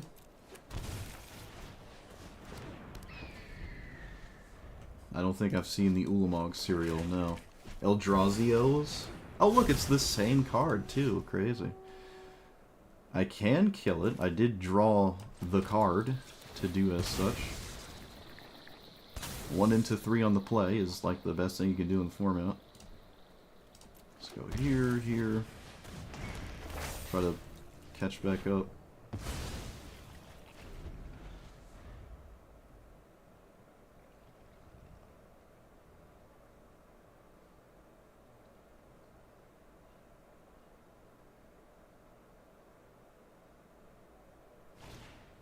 Sure. Okay, we didn't lose. Huge. We milled Uro, also huge. We're gonna cast Rampant Growth. Yeah, Johnny's not doing anything, just sitting there. And if they killed it, it's most assuredly not doing anything, so...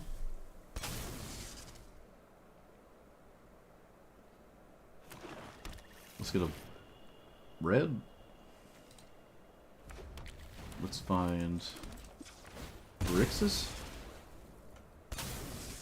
No, Abzan.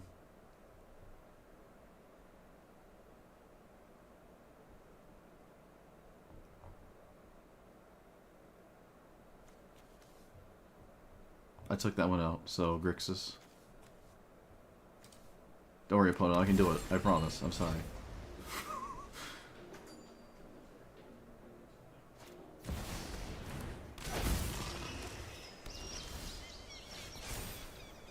Let's get rid of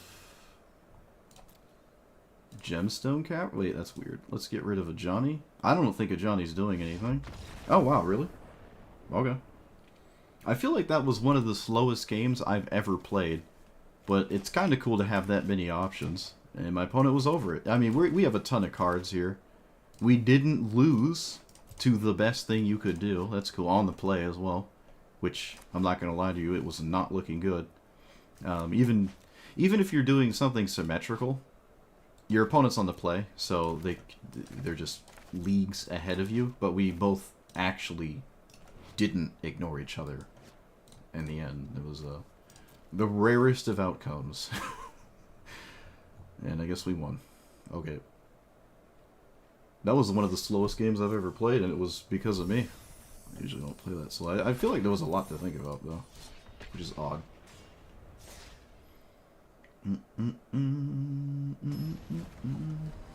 Wait, did you ever post the deck list?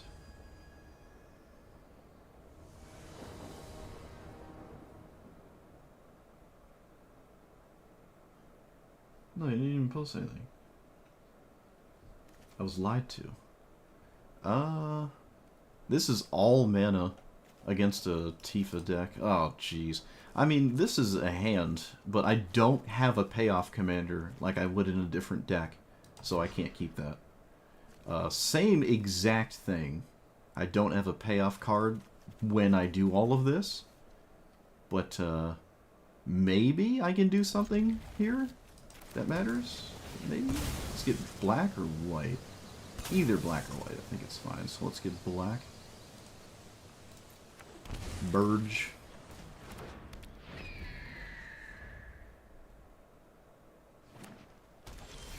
Let's play Provisioner. Seek New Knowledge, that was actually a really good draw. They didn't have a one-drop. This is as slow as it gets sometimes. Oh, or it's just Bristly William. Let's play you. You. Do I play the Llanowar Elves? I think I probably should. And they're not going to trade. That would make no sense, so I'll swing.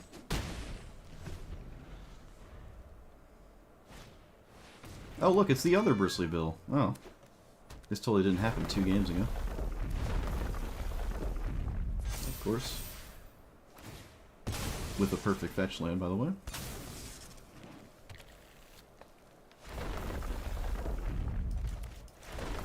Alright, well, we've seen a metric boatload of green today.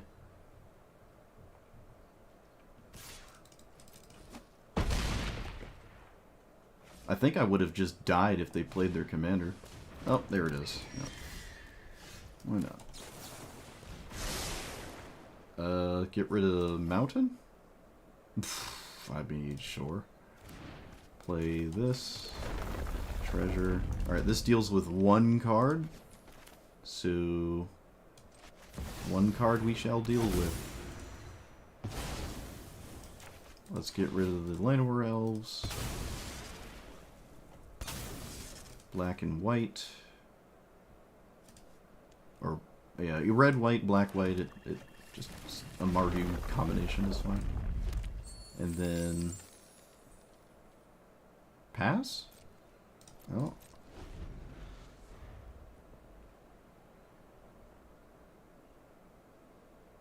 This is not multicolored.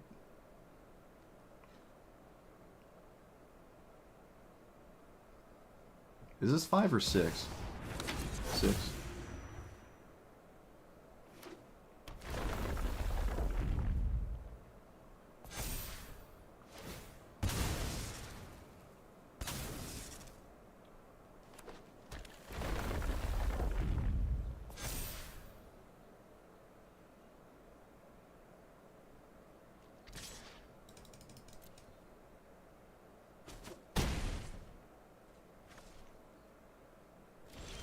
How do you not cast your commander? That's wild.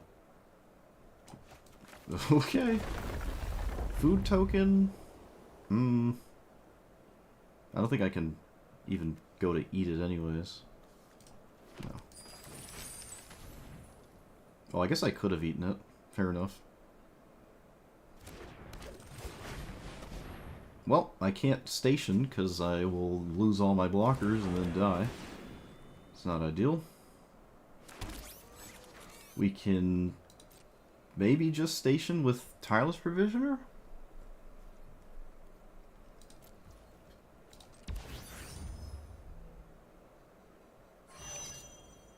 And call it a day? I know I can move this, but I don't particularly want to.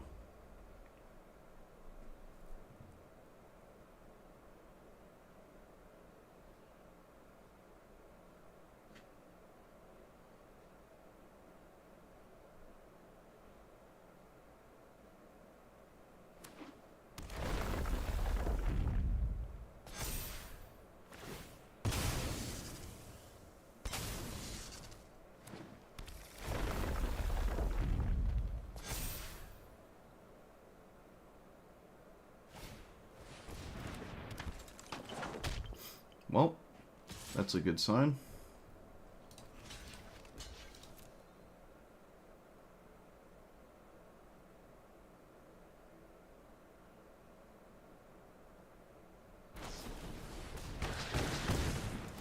Cool. Sure glad I blocked.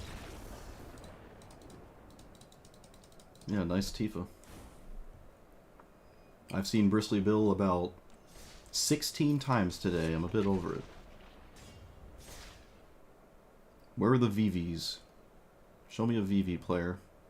I'm kind of over the mono green wall. Actually, no, we're not over the wall. The wall is in our face.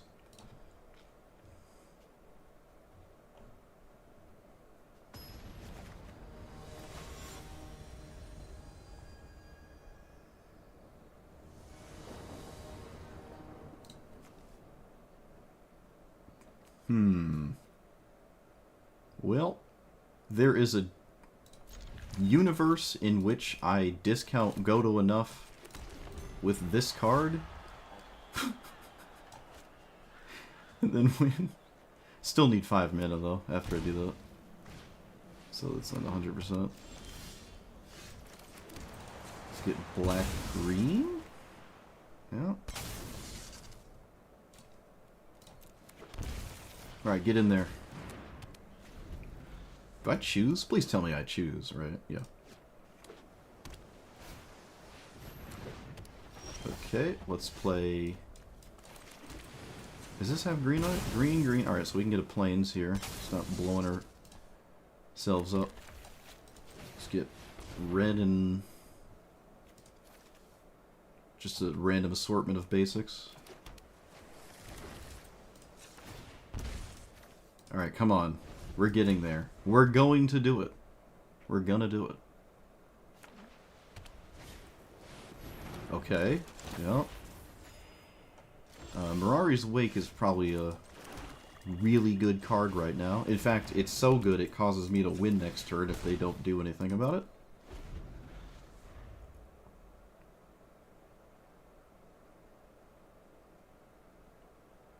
Yeah, I got red in the Junland. Okay. Are we gonna do it? Come on. Land Commander. Land... Come on. Ugh. Alright, well on the bright side, we untapped with the Mirari's Wake, so... I'm going to target the Ornithopter. I'm going to cast this. I'm going to discount this to that, and then I'm going to pass. Alright. They didn't have the interaction I thought they would. The Ornithopter was doing something there, though. I don't know what, but certainly something.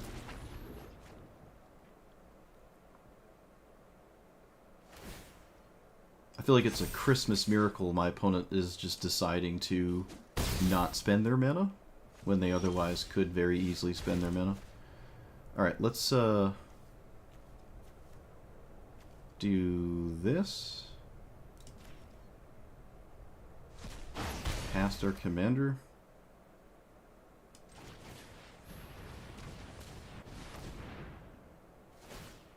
Okay.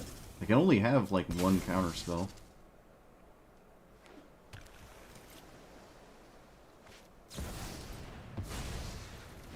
Alright, we win. Wait, do we? Did I lie?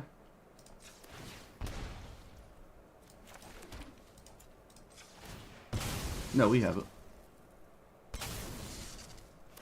1, 2... Yep. Yeah, nice mana drain.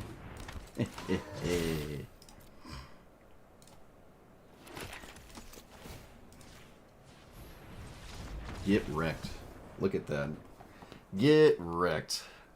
Oh, love it. So that explains why my opponent did what they did the turn before as well with that. I probably could have went for it and played around like one mana, like a single mana interaction. But if I could bait this window, which is still very likely this early in the game for me to bait the one and only counter spell, then I should do it and just wait. And it worked. It worked.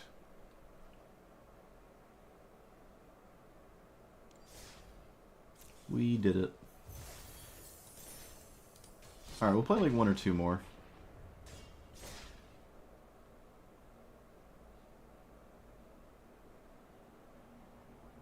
I want food. Food. I also want that to not fall over, please. Okay, thank you.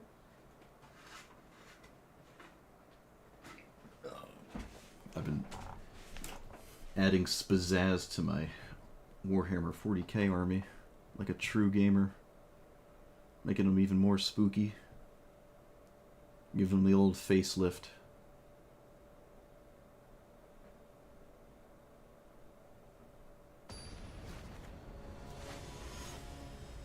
Oh wow.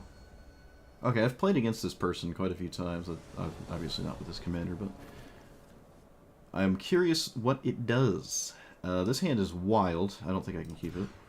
This hand is... Alright, fine. We have green here, so we can play this game. I don't even have to play it turn 1. I'm really curious what this does. Super curious.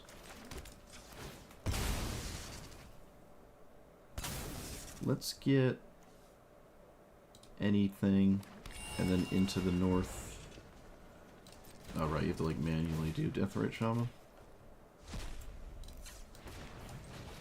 Let's get red. No. Alright, dancing on a knife's edge, but we'll see. Or my punish is salty that I win and they lose. That works too. I got nothing to do with the shaman. Wait a minute, this doesn't work in colorless.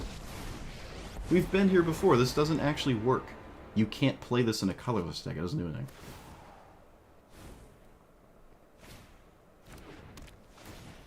That's funny.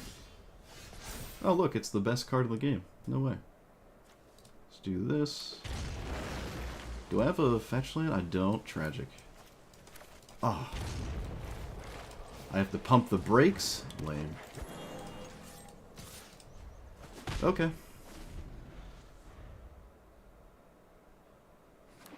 Yeah, base fusing or removing it? Yeah, I guess so. You can target it with the commander, I guess. That's kind of neat. I would say you probably don't want to, you know, like animate your stuff like that. Alright. Not much to think about here.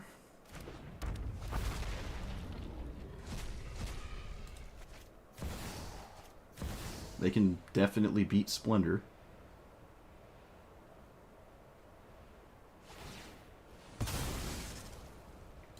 because their deck doesn't really care about it.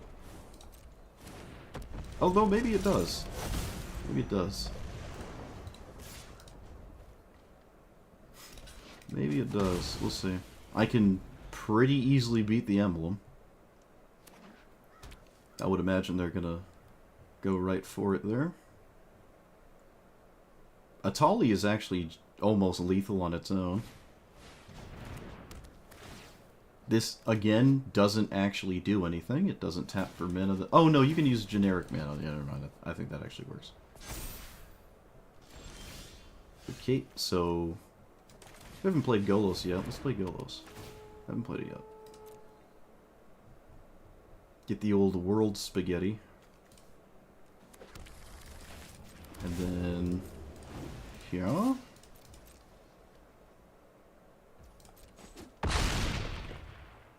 can I cast this? Oh, I can. Nice. There's no...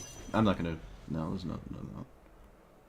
They're making a 3/3? Or putting 3 counters on something. One or the other. This has to kill Atali.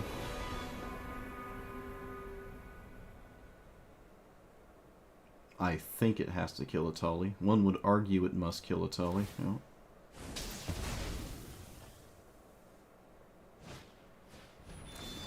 One, 2, 3, 4, 5, 6, 7, 8, 9. This is tapping for...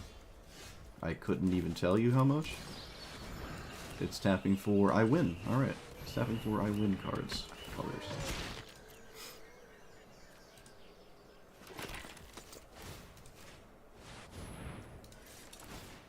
I win.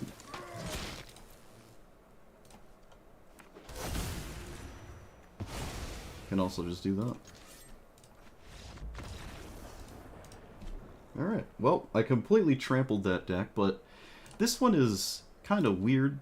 Arcane, I mean, I know you can animate this on your your commander, but like you could just play something that works and also have the artifact. So, yeah, I've yet to be convinced that this is viable at all in any juncture. It has some kind of mid-range thing, but oh boy, the fact that you're colorless means you lose to pretty much everything, honestly. It's so hard to do this. This is not Ujin. It's incredibly difficult to accomplish this. I think it's completely impossible. Like, any one of these threats is like a huge deal. This isn't doing anything, at least, right? I mean, they can beat this card. I don't think it does a single thing against them. It shuts down Eldrazi, but it doesn't stop the cast triggers. If they cast Emrakul and stole my... they did name Eldrazi here. If they cast that and stole my board, the Overwhelming Splendor would then matter? Because then there's a bunch of 1/1s that maybe I could beat. Probably not. I think I would lose to Emrakul, actually. But, like, playing this is weird, too, right? It's just an artifact for this, and I think you need to play more impactful cards than it's just an artifact for my commander cards. I think you need more than that. I think it's just asking for way too much in this format. I've been yet to be convinced otherwise, so... been yet to be convinced otherwise. Hey, we got gems. Look at that. We got gems. What's even in the tree? Anything fancy in here? How many draft tokens do I have? 1. I've learned better than to stream using the draft token. I've learned my lesson. I'm not streaming that. I'll do the draft offline. Or, not streaming.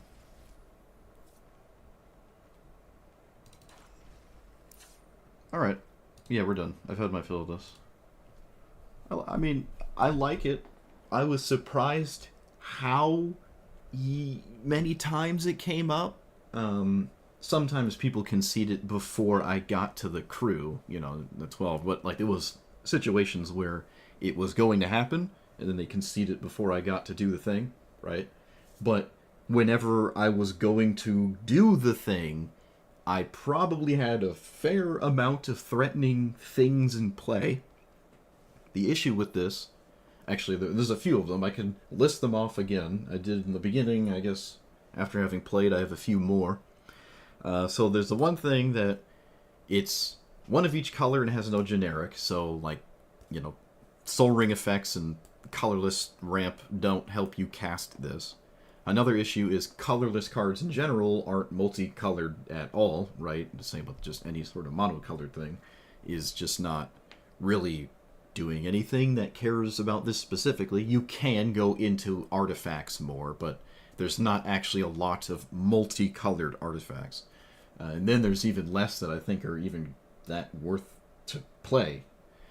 Another issue is, like, the best thing to do in 5-color decks is green ramp stuff, because the green cards will always fix you into the other colors, so you can just play the green opener into anything beyond, you know, turn, whatever turn that is.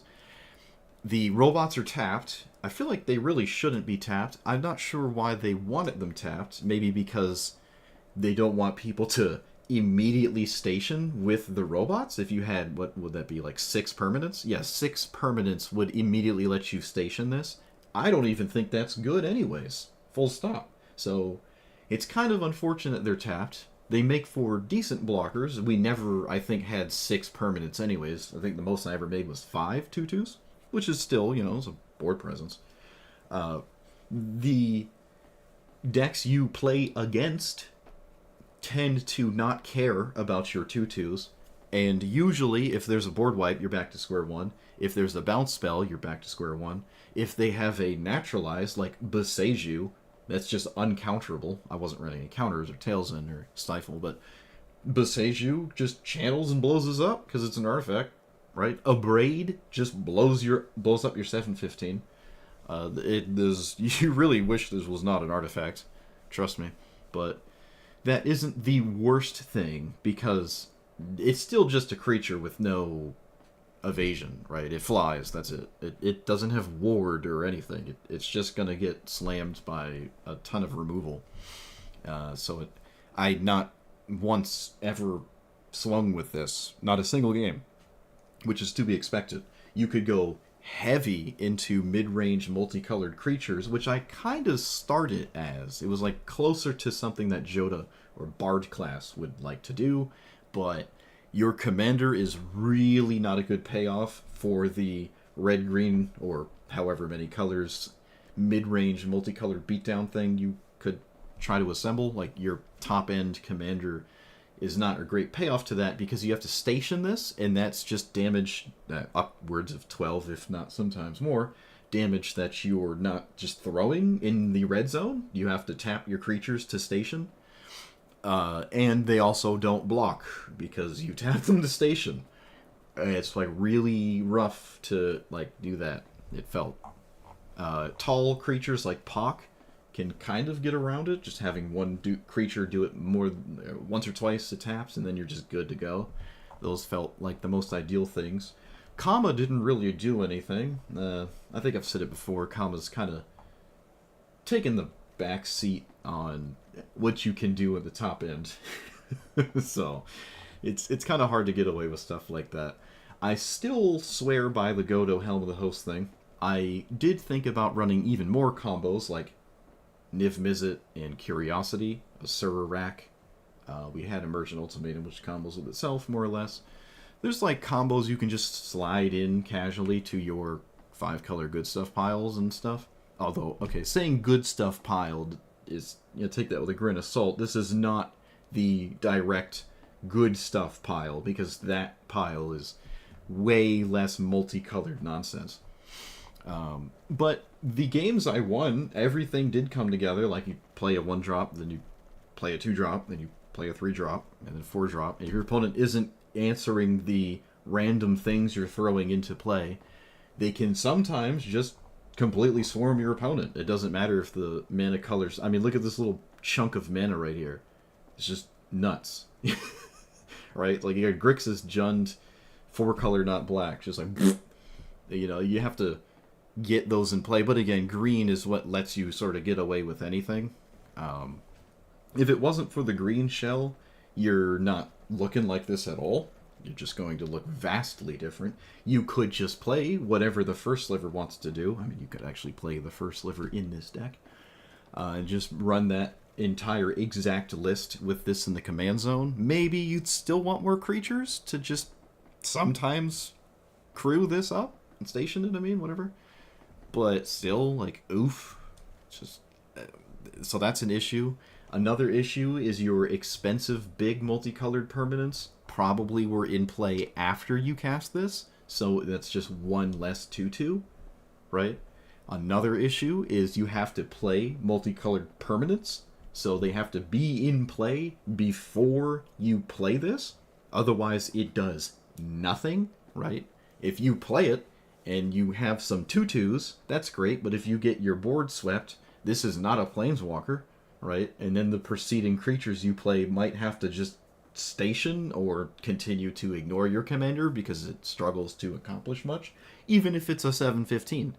If you only draw 1 or even 0 cards with it, it's just a 7/15, right? And it's a 7/15 on turn, like, what, 8? Minimum? Sometimes faster. Sometimes truly faster than that, because green, you can actually race to this a bit fast. You could play an aggro deck that has 2 colors in it. Red, green, red, black, maybe red, white. Probably not red, white, actually. Yeah, probably not red, white. Probably not red, blue either. So yeah, like red, green, or red, black predominantly. And then, like, your creatures might just be big enough to crew this sometimes, and then you have enough Rakdos permanents or Gruul permanents in your whatever that looks like beatdown deck to crew this. Or you could just say, I'm not interested in that, I just want the 2/2s, so I play a bunch of multicolored Rakdos cards and Gruul cards and whatever. And then this makes a boatload of 2/2s when you get to it. You're probably, you know, if you're an aggro deck, you're not going to get to it really quickly, but you can maybe play Mox, Chrome Mox, Mox Amber then, and then you could get to this sooner. You would still have to have one of each color, and your off colors in your aggro deck would probably mean you have to play tap lands or ugly looking lands for your curve out beatdown thing. So I don't know if that even translates well to this as something to actually do, just because it gets harder and harder to cast it the more you deviate from, you know, whatever this is. So I don't know. At that point, you know, one would say just play Jodah. The legendary Jodah that makes all your legendaries win the game the moment you cast it. This one is like, you have to have them in play, but they don't suddenly become 14/14s when you cast your commander like Jodah. And they also have to tap to crew instead of swing at your opponent. And you made some tapped 2/2s. And all of that's like kind of weird. I would say if we had Amulet of Vigor to make the 2/2s untapped, I just wouldn't play it, because I don't really care that they're tapped. Again, you would prefer them not to be, but because they're not, I'm not going to go out of my way to play cards just so that is the case, that they're untapped. It really doesn't. The 2/2s being tapped or untapped, I don't believe would have changed a single game I played, win or lose. It is kind of nice with all the triomes to maybe have Amulet, but still, I'm not worried about that at all. I'm really not. I had Burgeoning in here for a second, but I'm not sure where the lands want to be with that one. It might be 43, 44, maybe 45. I really don't know. You can easily play it in 40, but you're, you know, getting a little bit more maybe high rolly with it at 40. I haven't had an issue running it at 40, but I want to make room for just more multicolored permanents for this to matter. Yeah, you also can't play multicolored spells, like instants and sorceries. They have to be permanents. They have to sit in play and hang out in play. Some of the better multicolored permanents, like Binding and Awaken, they don't stay in play, which is really unfortunate, but they are removal, and that is kind of, you know, rather impactful, I'd say. So Leyline, we ended up keeping it. I don't think this, in the long run, is worth it. I would probably just place any other thing ever than this. It does play really well with this card, but it really doesn't have. You just don't have to do that. You really don't have to do that. This is a rare, so it's actually obtainable. It's not a mythic or anything. So I mean, you can play this, but I just kind of want it to be anything else, really. Explosive Vegetation, Baleful Strix, just anything, honestly. It's only insane, quote unquote insane, when I'm casting this and then crewing it with the now what are multicolored 2/2 robots, so that when this would swing, it would draw like 11 cards, if not more. But that is quite the build up to a situation you're building up to that I never did, right? And this didn't change that. So I never actually swung with this. This wouldn't, like, this could just be something that helps you actually station it or anything at all. So I really just don't agree with that card. But we played it a couple of games and it felt okay. It is sort of like a Chromatic Lantern at the end of the day, if you want to have no issues with your mana base. But again, the green takes care of that for you. You don't have to worry about that whatsoever. I don't believe I was ever color screwed. I think I color screwed myself twice, but it was on accident. I misread the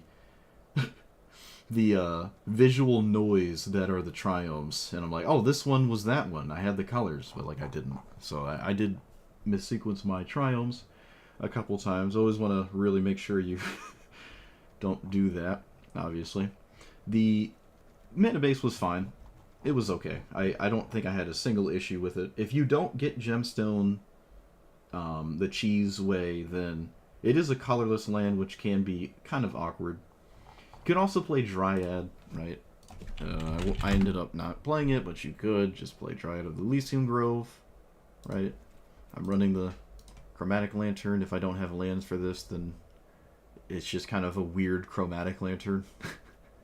But, sometimes you do have other lands. It's not a landfall deck, but sometimes I can genuinely play more than one land a turn beyond the first 2 or 3 turns. Sometimes you still can, right? But I don't have, Brainstorm and stuff. Maybe Seek New Knowledge. Actually, yeah, now that I'm thinking of it. I like Seek New Knowledge so much, so biased to it, but Brainstorm is probably just better than Seek New Knowledge, right? We have a ton of shuffle effects, yeah. This would make Burgeoning and Dryad just better, so, this is another reason to actually run Burgeoning. The cards themselves that I were, the multicolored cards were fine, right? You don't need this to be 11, or even 4. 3 or 2 is just fine, right? So you might as well play just what I think is about the best of the best, multicolored wise, at least in where we were going, archetype wise and stuff. I think this is the best. Profane Procession had 2 opportunities to be really good, but one of them I got dunked on by a random top deck counterspell, and then I lost. But if I left up mana for this, it would have been really scary for my opponent, but I just didn't, because I think I top decked this, and then they randomly top decked a counterspell and I lost. But yeah, this is okay in those slow, grindy matchups, and sometimes you have those games, right? They do exist. Not too often anymore, but grindy, slow games, they're out there to be had. We had games that lasted time. It wasn't just all turn 3 whatevers. Mirari's Wake doesn't follow right into that many crazy things, so this could just be Hour of Promise. I call it Hour of Parmesan because it's funny, but Hour of Promise could always get the World Tree, and they can't really kill Hour of Promise like they can kill this. But if you untap with this, you go right up to 10 or 12, whereas Hour of Promise is you untap with it, you go from 7 or 8. Definitely a little bit different, but 7 or 8 is about good enough to cast the entire deck anyways, right? But this is a multicolored permanent, so I think you take the hit. But I did play this, and it did die, right? You can't kill Hour of Promise. This got killed when I cast it. That is a huge downside. Div Mizzet, you can't kill the cards they put to their hand without, like, discard spells or something. Whereas this, you can kill everything that I play before I play it, and then when it's in play, and also after. So, it's always vulnerable. Always vulnerable. And it's definitely something you can't play into. I think you just have to have it play alongside your strategy. I don't think you can spearhead your entire strategy and just really expect this to be super useful. Format's just not friendly to it, and honestly, it's not really friendly to itself. There's just a lot of things it's trying to ask of you, and it all requires your opponent also doesn't make you interact with them in a way that hinders you in any way. Because if you hiccup or, you know, stutter just a little bit when you were all in on this, you're probably screwed, right? If you're not all in on this and your opponent makes you stutter or misstep, or you have to take turns off to actually interact with your opponent and not play mono green ignores you strategies, then you're surviving. But like if you're all in on it and it doesn't work out, you're not gonna recover, you know. All right, that's all I have. There's fireworks going off because of course there is. All right, let me know what you thought about it. Like, comment, subscribe.